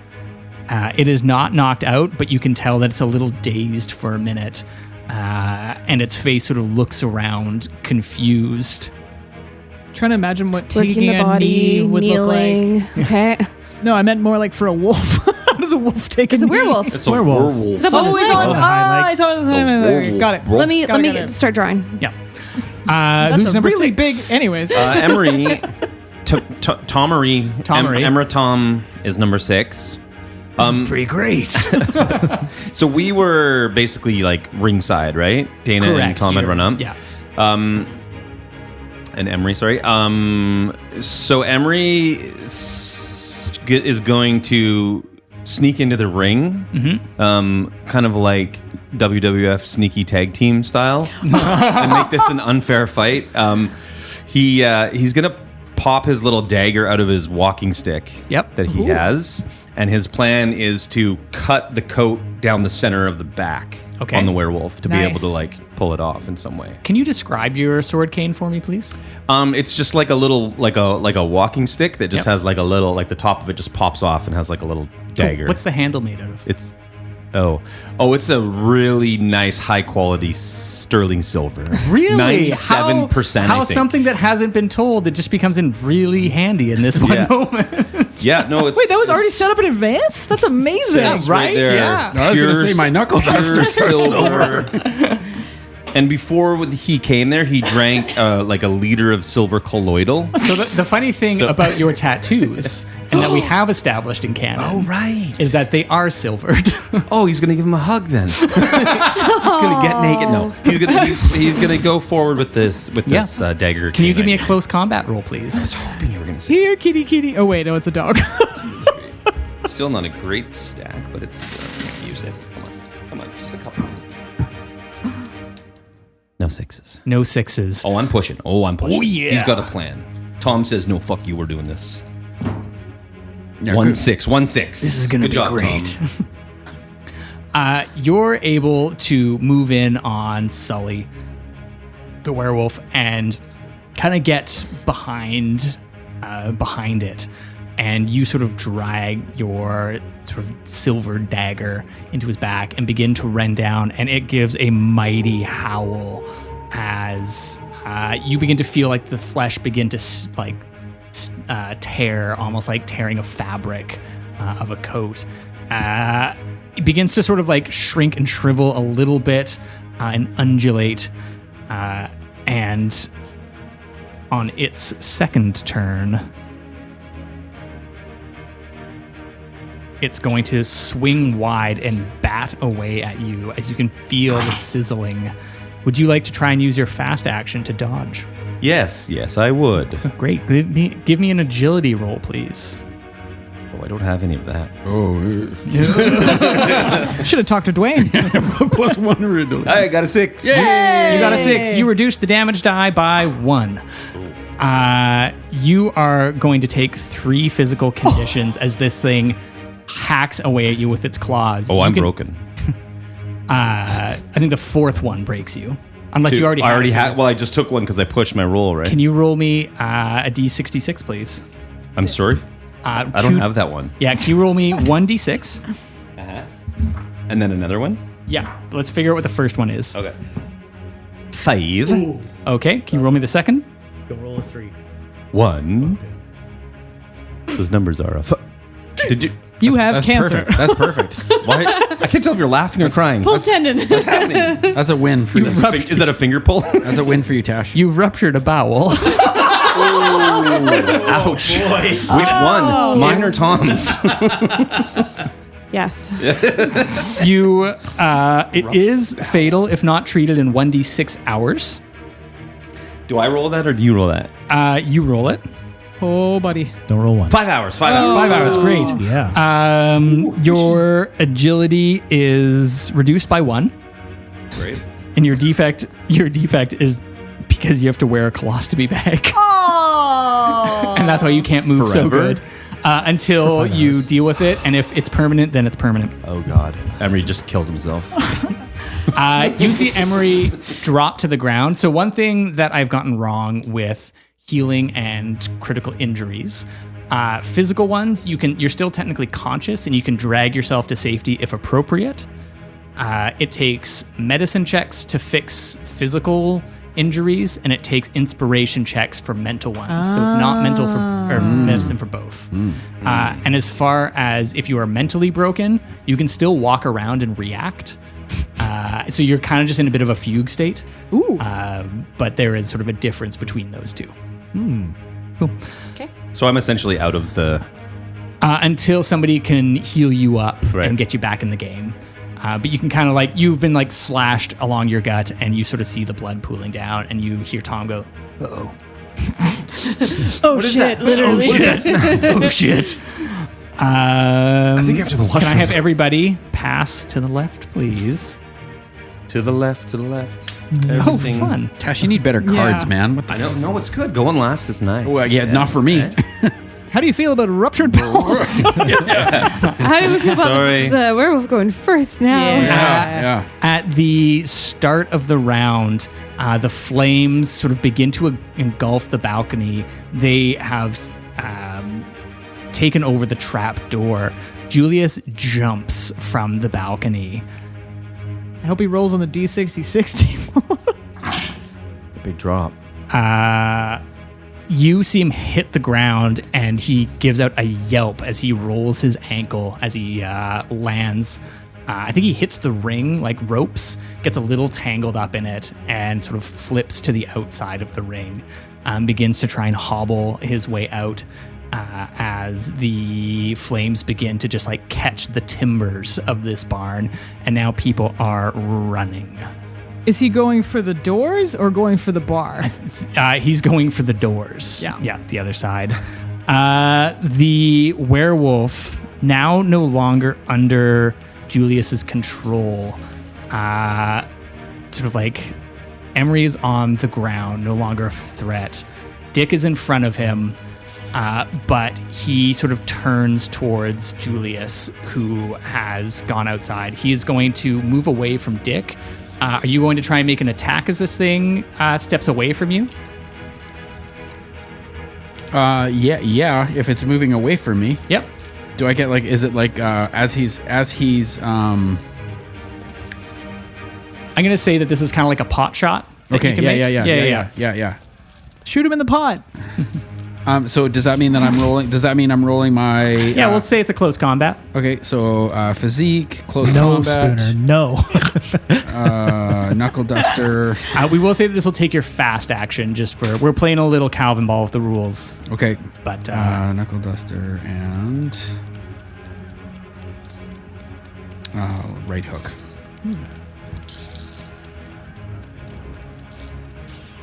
-3. Oh. 1/6. 1/6. You're able to... Actually, it's the top of its round, so it's going to see whether or not... you hit it, but your gloves get sort of stuck in its fur. You can just tell that it's kind of got this padding that you just aren't able to connect and do any damage with this. I can't tell what's going on over there on this side of the table.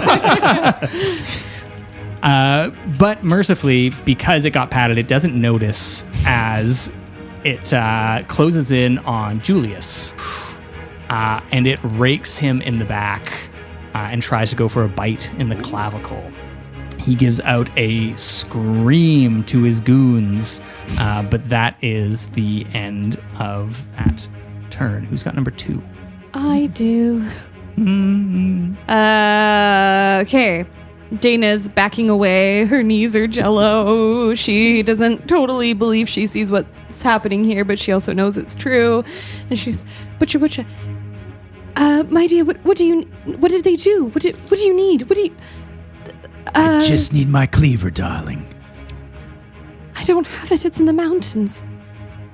I used it on a troll. She's My still knife, backing then. away. Your cleaver, then.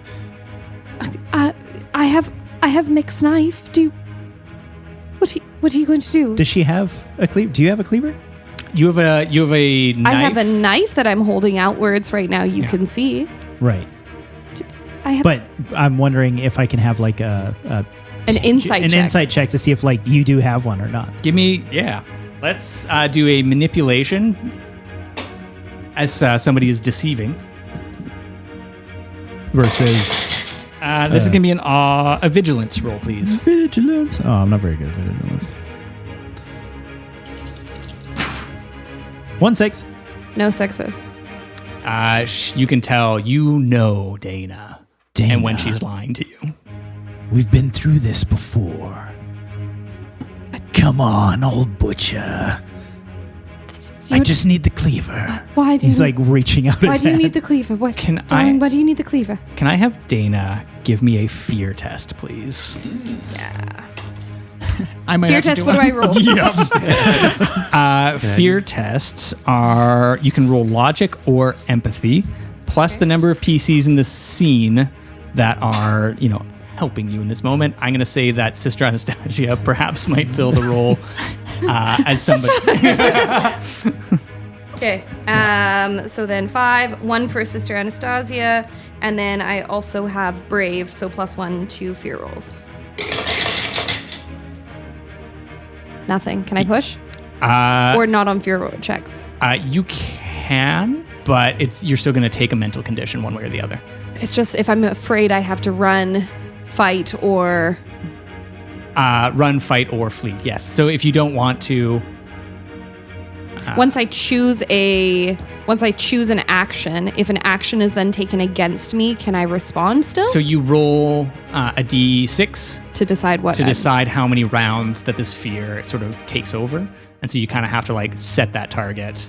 I think it's authentic to her that she's afraid. Okay. I think as much as like I hate that like powerless, I think it is. Yeah. Roll me a d6, please. It's a d6 like divided by 2.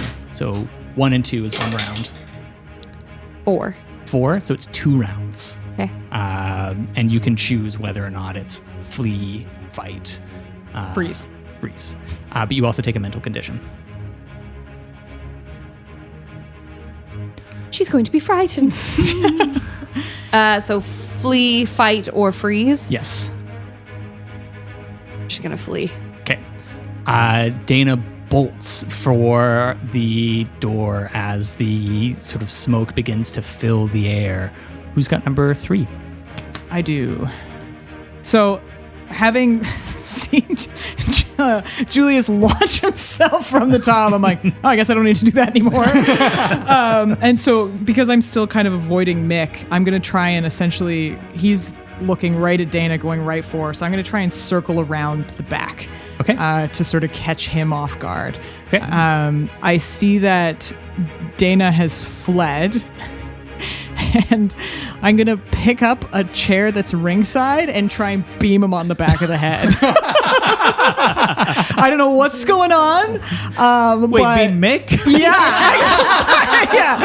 But I can tell Daina doesn't 4 sixes, run 4 for sixes. any reason. So I'm like, this guy, there's something wrong here. Roll me close combat, please. Okay.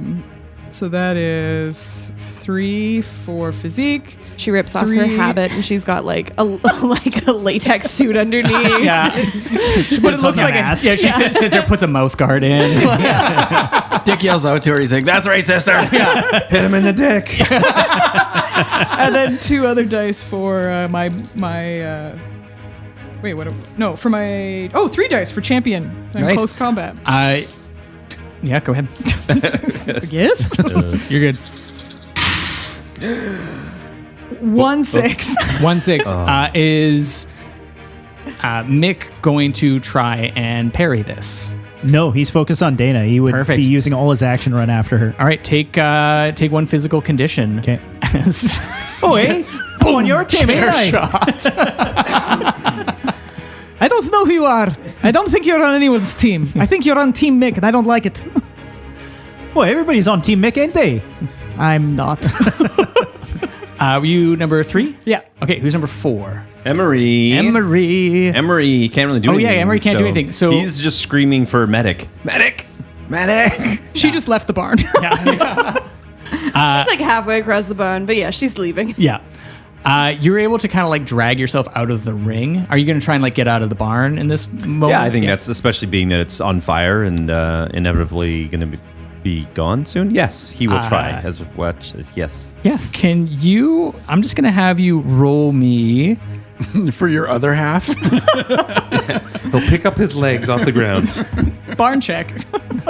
Yeah. Can you roll me an agility roll, please? Are you sure it's not manipulation? No. Shit. Okay, well, Yeah. that's just... And this is going to be. It's still going to be a -3. So if that's nothing, then you get to at least roll 1 dice. 1. You got a 6? No. Oh. I got a 1. You feel a bit of like a pep in your step for a second as there's sort of like a surge of energy as Tom tries to like take control for a minute from you, but it doesn't quite take hold. But you are able to kind of slowly get your way out and avoid getting sort of kicked would say, by anybody who was also fleeing, even though it is getting scarcer and scarcer as more people are out of here. That was 4, who's 5? Mick. Yeah, Dana's going and you got a chair shot. He stumbles forward as he gets hit by the chair, but continues pursuing Daina. And despite turning and speaking to the sister like Mick, turns towards Daina as he's running towards her and says, You hear them, don't you? They're calling for help. We've been here before. Just let me help them. I need my cleaver. You know this. You're not going to help them. And she's just going to keep running. is it reasonable that he could like pick up a blade off someone's that's fallen? Like I'm even gonna a say that- shiv or something? I'm going to say that there's like glass bottles Okay, yeah, around. yeah, and he smashes it. And Yeah. My starts God, running this over. guy takes a chair like a champ. That was only one condition. How is Butcher, or how is Mick moving differently? Like, I'm assuming that there's, Yeah, a difference in gait and like... Yeah, he's almost running like not as fast as a bear, but like he almost seems heavier now, and he's sort of like this like wobbly, sort of like this barreling kind of run. He's like sweaty now. He's trying to like keep the hair off his brow. Yeah. Yeah. Next up, so wait, you were 6, sorry? I was 5. Oh, no, Dick is 6. So Dick is, he realizes that this werewolf is attacking Julius. Yeah. So I'm just wondering, so he realizes that this werewolf is not a threat, is no longer a threat to Dick? Correct. In this moment. I would say in this moment, you're sort of taking the scene in. So the werewolf is on top of Julius. He is called for help. You see, the 4 goons who are at the ladder are sort of coming in to help, as well as 2 more that had thrown. I thought it was 2 at the ladder. Yeah, 2 at the ladder. There was 2 that had thrown the coat onto Sully. Okay. So all 4 of them are kind of converging on this situation. There were 2 at the door. You're not sure where they're at right now. So really what Dick wants to know is, can he attack Julius Flay? Yes, in the same concerning way that if you're trying to break up a dogfight. And is the coat half off of? So you can see like there is a tear, and you would suspect that like another good shot might do it. This werewolf is sort of losing steam a bit, but Julius is also doesn't have any sort of like immediate weapon on him that you can tell. So Dick is going to try to attack Julian Flay. Okay, great. And so how do I, Yeah, roll me a close combat. And 4, 2, sister and dusters, which gets minused. I have 1 6. you have 1 6. Let me just see. Elbows out there for get the wolf out of the way. Oh God. Julius is pretty bloody and beaten in this moment. You jump in. What do you do? How do you manage to... Are you trying to kill Julius? He's going to try to like give him the old mean right hook and just knock him out and see Okay. if he can get his whistle. Okay. Yeah, you're able to knock him out. There is a flurry of action. You hear, or you see this werewolf barreling down, blood dripping from its mouth. You see a nasty bite on Julius's clavicle. Can you give me an agility roll, please, as you try and get this whistle off in this sort of like frenzy of hair and teeth and claws? Okay, so I've got 5, so 4 for physique, 1 for agility, -3 because of my physical conditions. No 6s. No 6s. You go to grab it and you just feel this like snapping, and you move your hand just out of the way as the werewolf tries to like chomp down where your hand just was. You don't take any conditions, but you're unable to get the whistle off of Julius in this round. 7. The goons all sort of converge around this scene. Julius is unconscious. Dick is sort of in the middle of it. You see one of them pulls out a syringe from his coat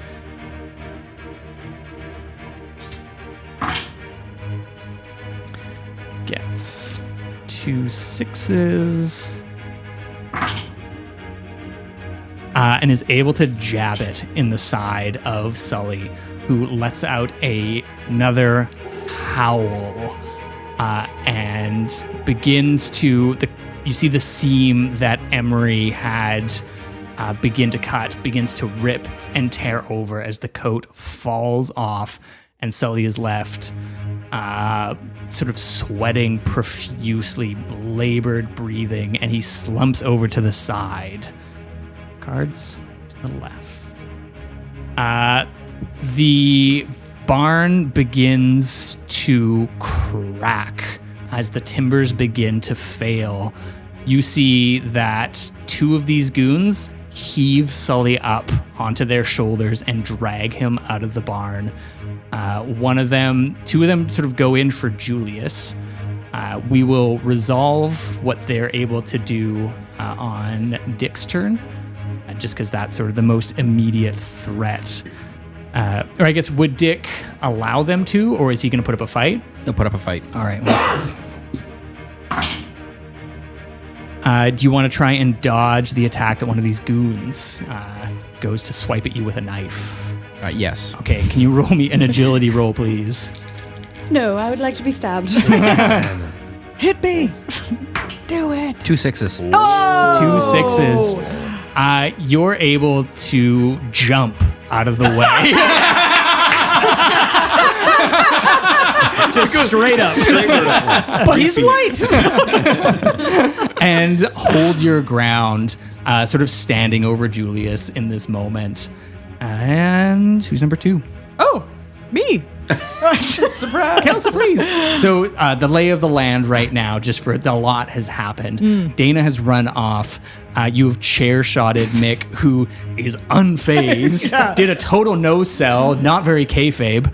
I said he stumbled forward. And so they are in pursuit, sort of outside of the barn. You see Emery on the ground, also sort of like clawing out a blood trail. But he's not making it fast, is he? He's not making it fast. Yes, it is the stench of excrement begins to fill here, and you're not sure if it's the fact that Julius has pooped himself or Emery's poop is on the outside. It's the chicken. You see the barn is like the fire is getting into the rafters and is becoming increasingly dangerous to hang out here. Sully has been also dragged out of here. Dick is over top of Julius trying to fight off 2 goons. And the temperature is metaphorically and physically increasing quickly.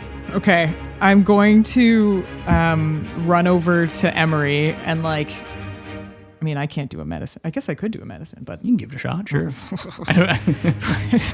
Pull out a needle and and he has thread. 5 hours. But Yeah. that would count as a thing, though. That would count as a thing.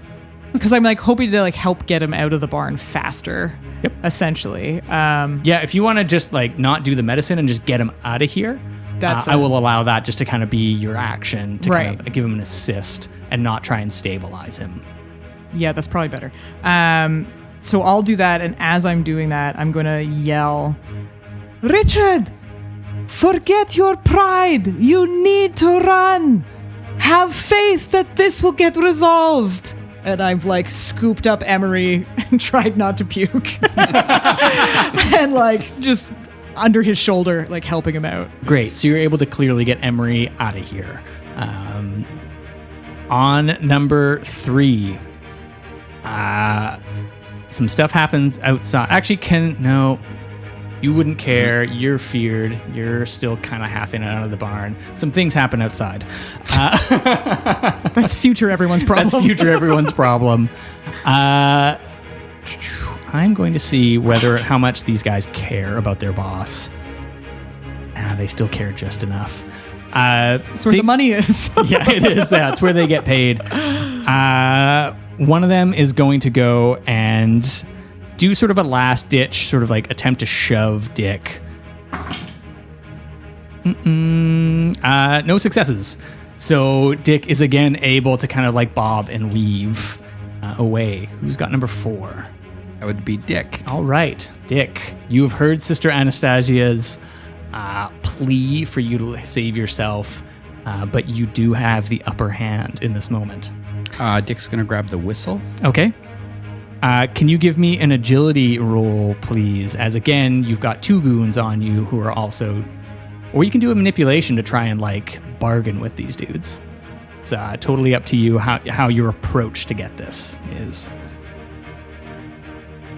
As the building's on fire and falling down. Let's all take a moment, guys. Yeah. Come on, gang. Things have gotten a little out of hand. I think he's just going to he's gonna try to grab the whistle and then force his way past these guys. Okay. Is what he's gonna try to do. You can do an agility or a force check. I will allow you to choose depending on just like how, if you're brute strengthing it or trying to be quick. He's gonna brute strength it. All right, give me a force roll, please.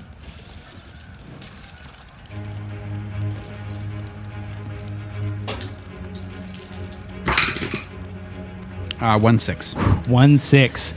You're able to grab this thing, and you kind of like feel it tug a little bit, and you just kind of like give him a little kick, and you are out of there. The goons are less interested in this whistle, to be honest, and rather you see that they scoop up Julius.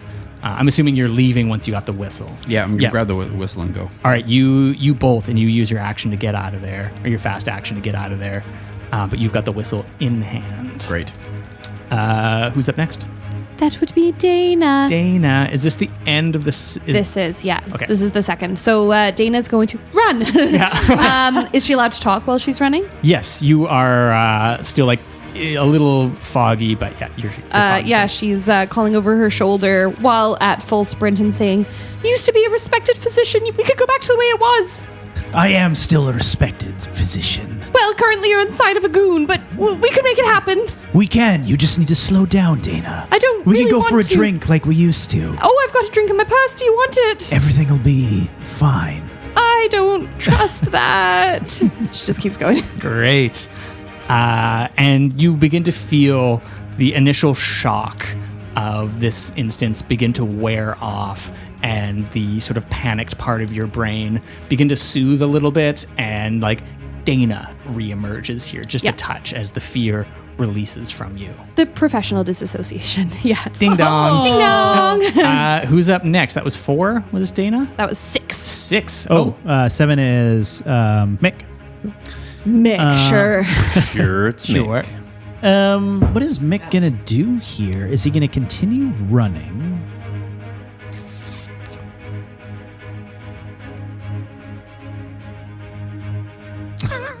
Do you want to do a vigilance roll to see whether or not Mick comes back? Sure. Yeah? Yeah. Let's I'm down do that. with Yeah. Yeah. Which Vigilance. is your preferred outcome? Let me roll dice. No, let's find out before. Oh, yeah, see. Yeah. I was like, no, that's not how it fucking works. Holy, Sean almost flipped the table. The decision is to stay as Butcher? All right, so but if I fail, he goes back to Mick. Perfect. No 6s. Does Butcher want to push that roll? Sean does. With Mick's body. Yes, he does. Yes, he does. Yeah, he does. So I take a Mental condition. angry. Whoa. Now he's angry. You won't like him when he's angry. 1-6. Fuck. Daina. You see Daina just like a brief hitch in Butch's step.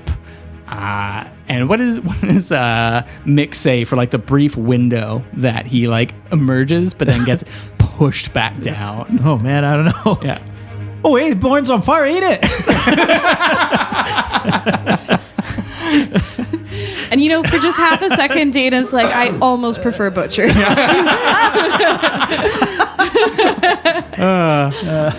that 7? Was that everybody? That was 7, yeah. Okay, great. Well, you get to go again. Hey. Hey. All right. Yeah, he runs again. Does this mean he catches her this time? Yes. That wasn't even me this time. That was Spooner.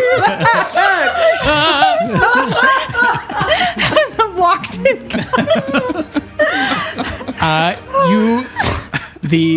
The barn collapses in on itself. You see the farmer Darcy go, "No, my barn!"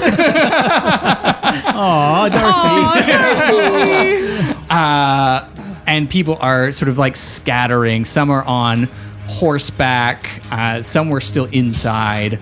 Their carriages leaving. Some people just like run into the woods. Some are sort of like out into the fields. But there is sort of pandemonium outside. Horses are everywhere. And in it. Yeah. One of them horses, eh? Yeah, and sort of like the dust in the night is getting sort of kicked up.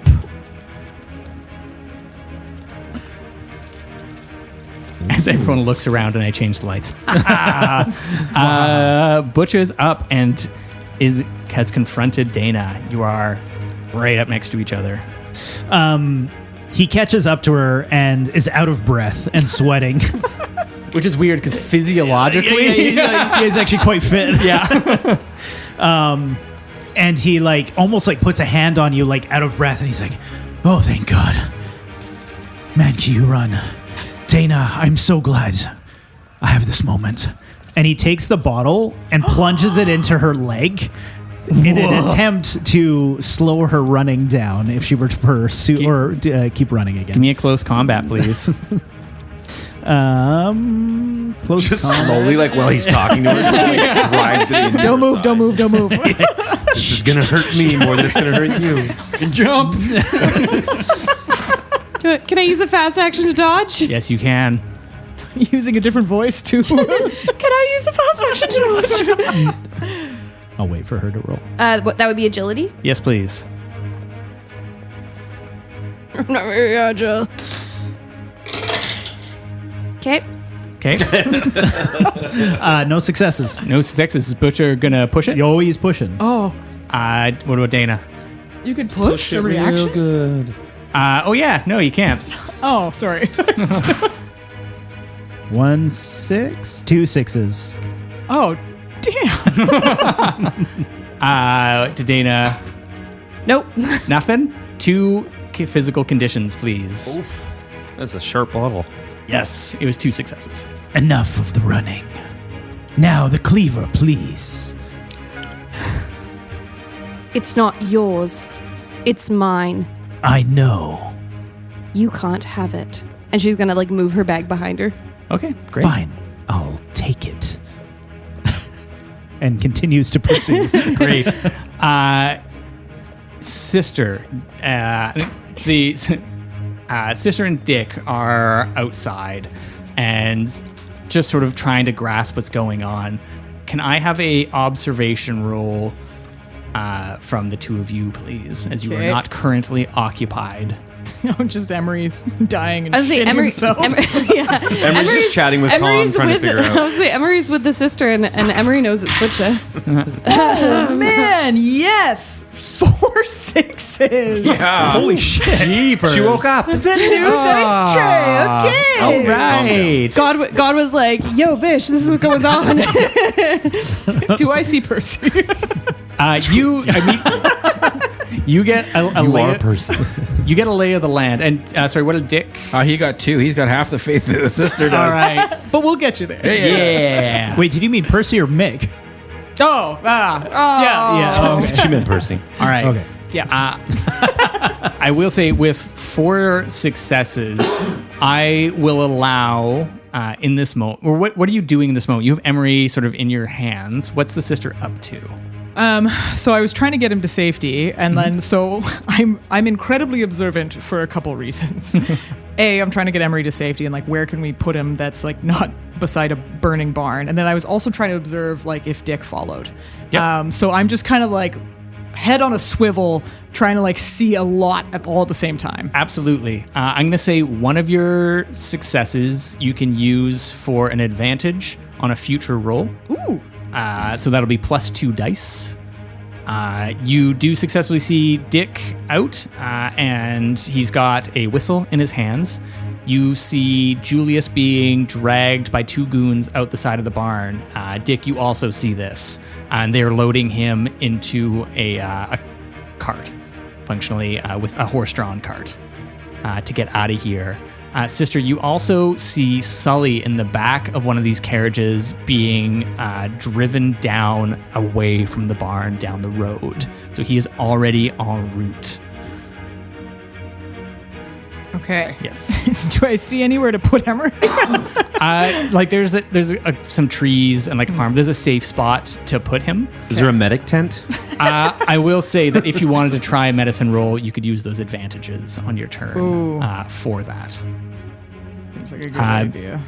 You do see Mick pursuing somebody and sort of Daina and Mick having a bit of a confrontation as you kind of have those 3 successes. You take in the scene in its totality, but they are a ways off. Right. And the carriages are kind of like swarming around them a bit. Okay. Richard, are you any good with medicine? Emery we've got nothing there. No, not at all. Go find Daina and Mick are engaged in some sort of confrontation. I beamed them on the back of the head with a chair, but it didn't do anything. Fair enough. Okay. Yep. Promise me that you won't go after Sully. That's a fight for another day.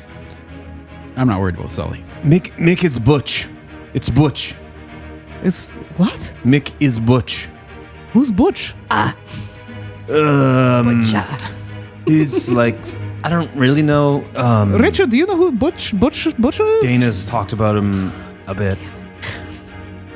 Okay. He appeared in the vision. Percy would know. So get Mick is what I'm hearing. Yeah, I guess. Okay. All right, Okay. okay. After Mick. Okay. All right. It sounds like you might be hallucinating now. So I'm going to try and do a little medicine on you. Okay, so I'm going to use my 2 dice for that, as well as my precision.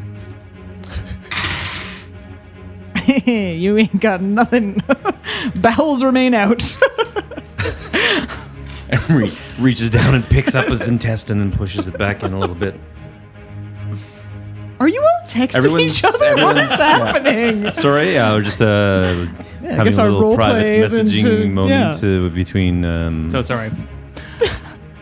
Got to improve our role play, apparently. Cash, dang, we're losing our audience here. Oh, sorry. Yeah, my brain. We're doing sign language. Yeah, split into a few different directions there.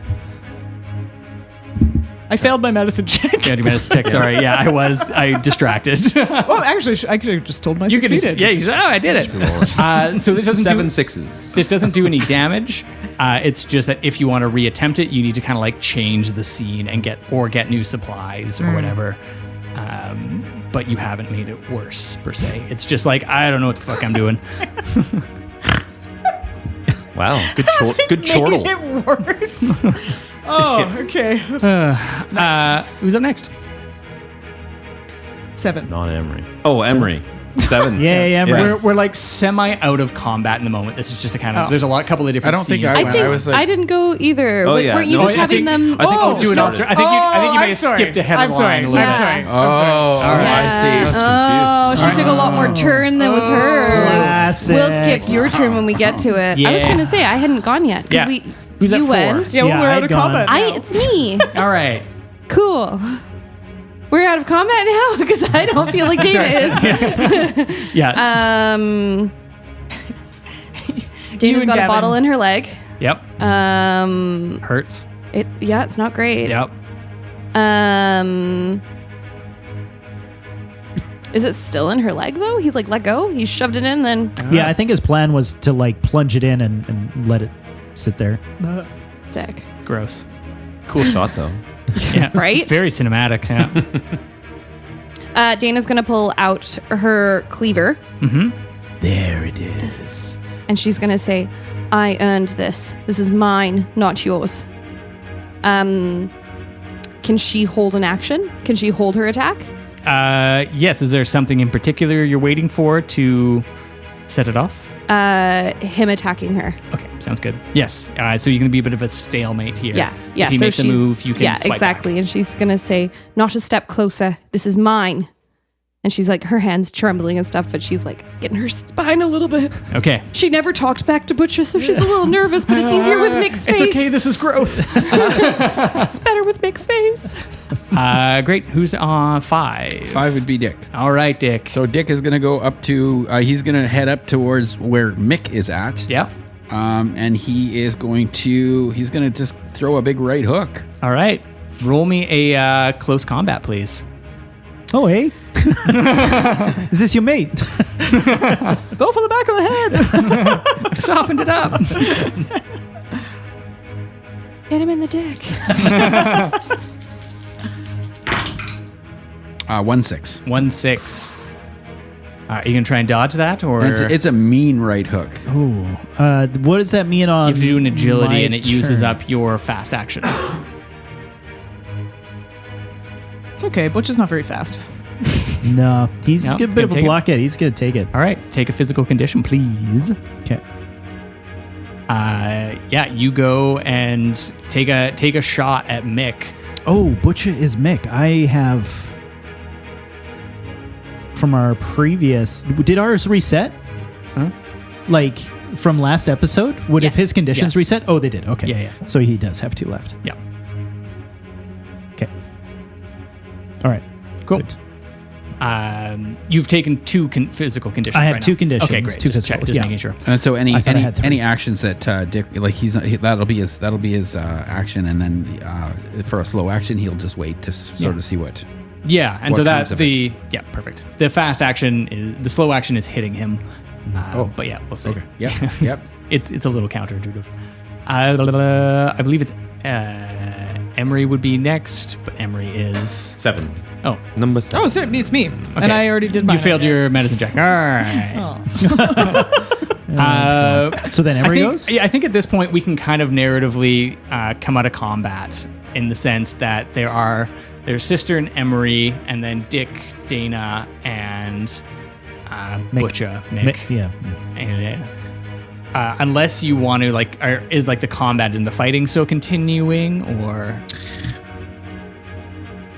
let's just stick with the we'll do round by round. We'll stick with the order just to see what happens. Okay. Yeah. Ace. Can Emery do a medicine check on himself? No, unfortunately, that's not how it works. I don't Can really have Tom much do anyways, a medicine? but- Just kidding. Actually, can you give me a vigilance roll, please? This is a different setup from the barn. Vigilant. Yes. Where would I find? That's very good. Really stacked Emery on one side, but nope, no 6s. Nothing. Do you want to try and push that, seeing as it's mental? Sure. He's a little delirious right now. He's pushing everything. Yeah, great. Sean really wants to tell this story. There's no story. I just want to see if I can crack him on both sides. Nope, that didn't happen. All right, take a mental condition as Tom. Oh, he's hopeless. Yeah, tries to. That sounds about right. Tries to take control. 2. Who is 2? Who is card number 2? I was thinking. He was fantasizing. Stop it. Butcher leans into Daina, puts his hand back on her, pulls the bottle out, and quickly holds it to her neck, but doesn't attack. And says, Daina, trust me this once. I need the cleaver. I have research to do. and he's coughing. At the castle. I need that cleaver. And he throws the bottle down and it shatters. Give it to me. Please. What research? I can't. And he's you can tell he's I can't. I can't. Just give it to me. Please. Without honesty, there's no trust.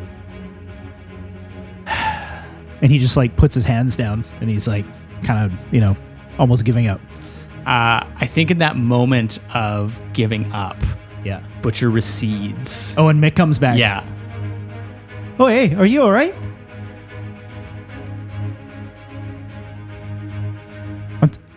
It's Daina, right?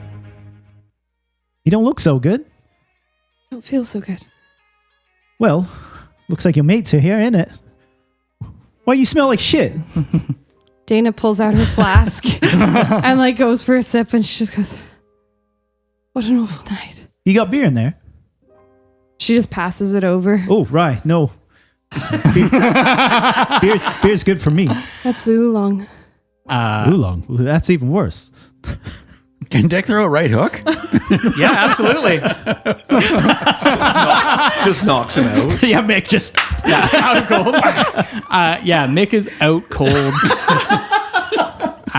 Dick still wanted to fight something. Yeah. He didn't care who. Just temple shots him. The embers of sort of the bar. Oh, yeah? Are you narrating out our conclusion? No. Okay. We're just still checking. going. Yeah. I No, have a thing. yeah. Go ahead. The embers of the barn are still glowing in the background. And you see the last cart that Julius Flay has been loaded into scoots by. And you see the same Dunsmuir Coal Company emblem on the side of it that Mick arrived in at Salt Spring as it careens into the night.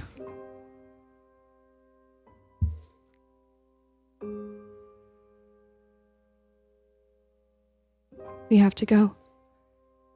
But we can't trust Dunsmuir. Where can we go if we cannot trust him? We have to go talk to Jasper. Can you heal Emery? It's fine. It's just a scratch. I'm going to say, oh no, it's been pretty quick. Yeah. I'll be, I'll be right there. I just need a moment. Bonnie's got 5 hours. Emery 4 farts hours. out of the hole in his side. Please, Daina, please. Can you roll me a medicine check once you get to it? Unless there's something you're doing before, specifically. Is she being given her moment? Do the others walk away?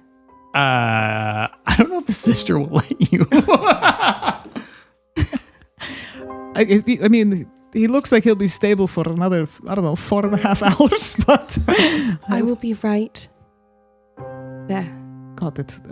Richard, Mick. Mick's unconscious. Oh, right. Mick is out cold. Richard, Emery. Richard, good fighting. How are you? I just kind of like take them away Yeah. from Daina. Daina kneels down beside Mick. Mm-hmm.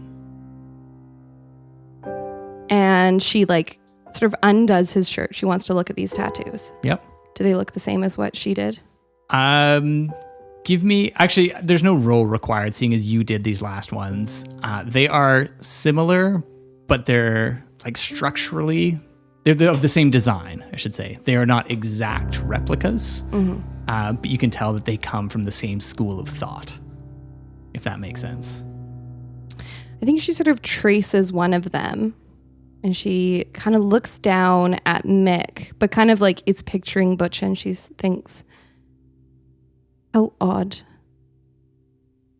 that after all those corpses, something monstrous should be stuck inside of this. And then she's going to reach for her flask of rye. Mm-hmm. And she's going to pop open Mick's mouth. Which rye? The rye. The one with the cyanide.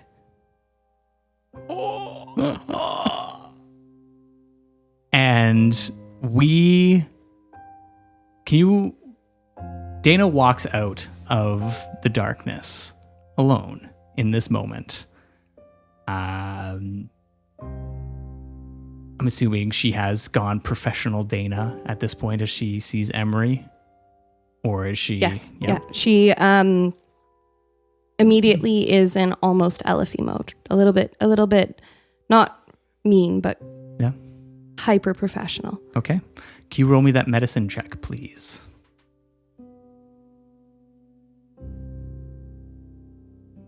I did what I could. I don't think I made it worse, but I don't think I made it any better.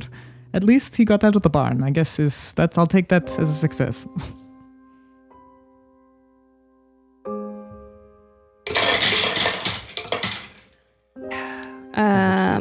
3, 4, 6s. Great. So the way, again, that emergency medicine works in Vaesen, I was originally having it heal 3 conditions. That is false. It is 1 condition per success. The 3 conditions is when you take like a day's rest. And Daina has chief physician, which gives an additional 1 on top of whatever. So Emery, you are fully cleared of physical conditions. Well, let's. Yeah. It's stitching. That's impressive. Oh, so it is a miracle. Quite. Hardly feels a thing. Dick's like, I fought a werewolf. I will say that you can also distribute. It doesn't all have to go to just Emery. So if anyone else has physical conditions, She can. So I got 4 successes, so that Plus- covered him, and then plus the +1. yeah. So you have an additional 2 successes that you can distribute out, probably to Dick. I would suspect. Dick, how many are you at? 3. Yeah, he can have 2. Okay, Well, he'd be less wounded and less battered. Yeah. He's just exhausted now. Richard, if you're feeling better, maybe you can go pick up Mick after knocking him out. He just grabs him by the foot.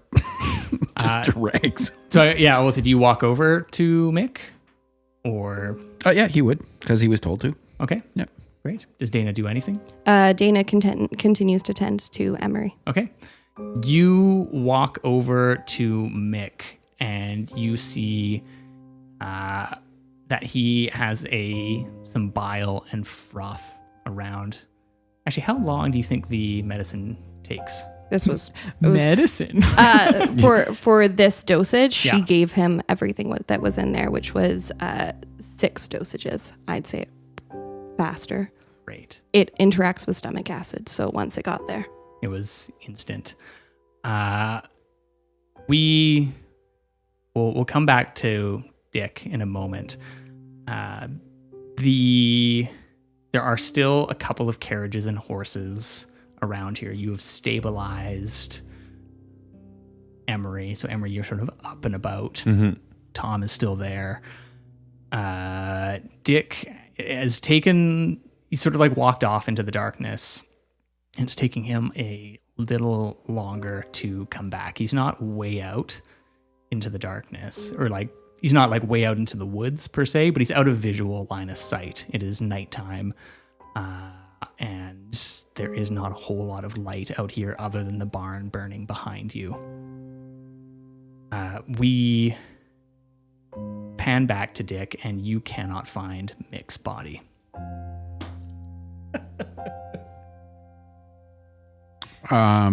Dick is going to do. Can you do an observation? Yeah. Or an investigation? Give me investigation, please. Investigate. Yeah, that makes sense. 8. You can take a chair to the back of the head, a punch to the knuckle, cyanide. 6 doses of cyanide. Must be Irish. 3 6s. 3 6s. You see, you're able to put the scene together, almost as if it's happening. We see Mick's body shake and shudder as the cyanide stops his heart, his mouth foaming as Mick dies. And then Butcher takes over and is the only occupant of this vessel, gets up, dusts himself off, and walks off into the night whilst you are performing this medicine. And we leave you here. As the iron door groans, torchlight stretches a long silhouette down across a stone floor. Her boots click slow, deliberate, rhythmically. She descends the narrow stairwell.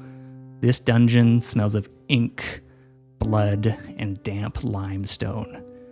Algut is slumped in his restraints, his skin a patchwork of half-healed sigils that never quite took. He lifts his head at the sound of her approach, his eyes sort of glassy.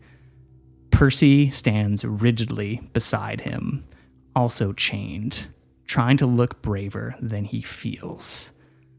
Johanna stops just in the inside circle of the lamplight, hands clasped behind her back. Algut, your contribution has been informative, Her gaze flicks over the failed markings that are carved into his skin. I'm sorry that it came to this, especially once the truth of the matter has come to light, but you are a necessary stepping stone, so please take solace in that. Algot tries to speak, but only rasps escape his mouth. Then she turns to Percy. And you, her mouth sort of curls in a faint sense of disgust. Betting a vampire? What would your mother think? The idea that a man could consort with one of these monsters leaves a stain that affixes itself to your very soul. But you can still be of use yet. She sort of steps closer, studying Percy like a specimen. Fortunately, we've got a doctor that can look into this, someone far more capable than the butchers who worked on poor Algot.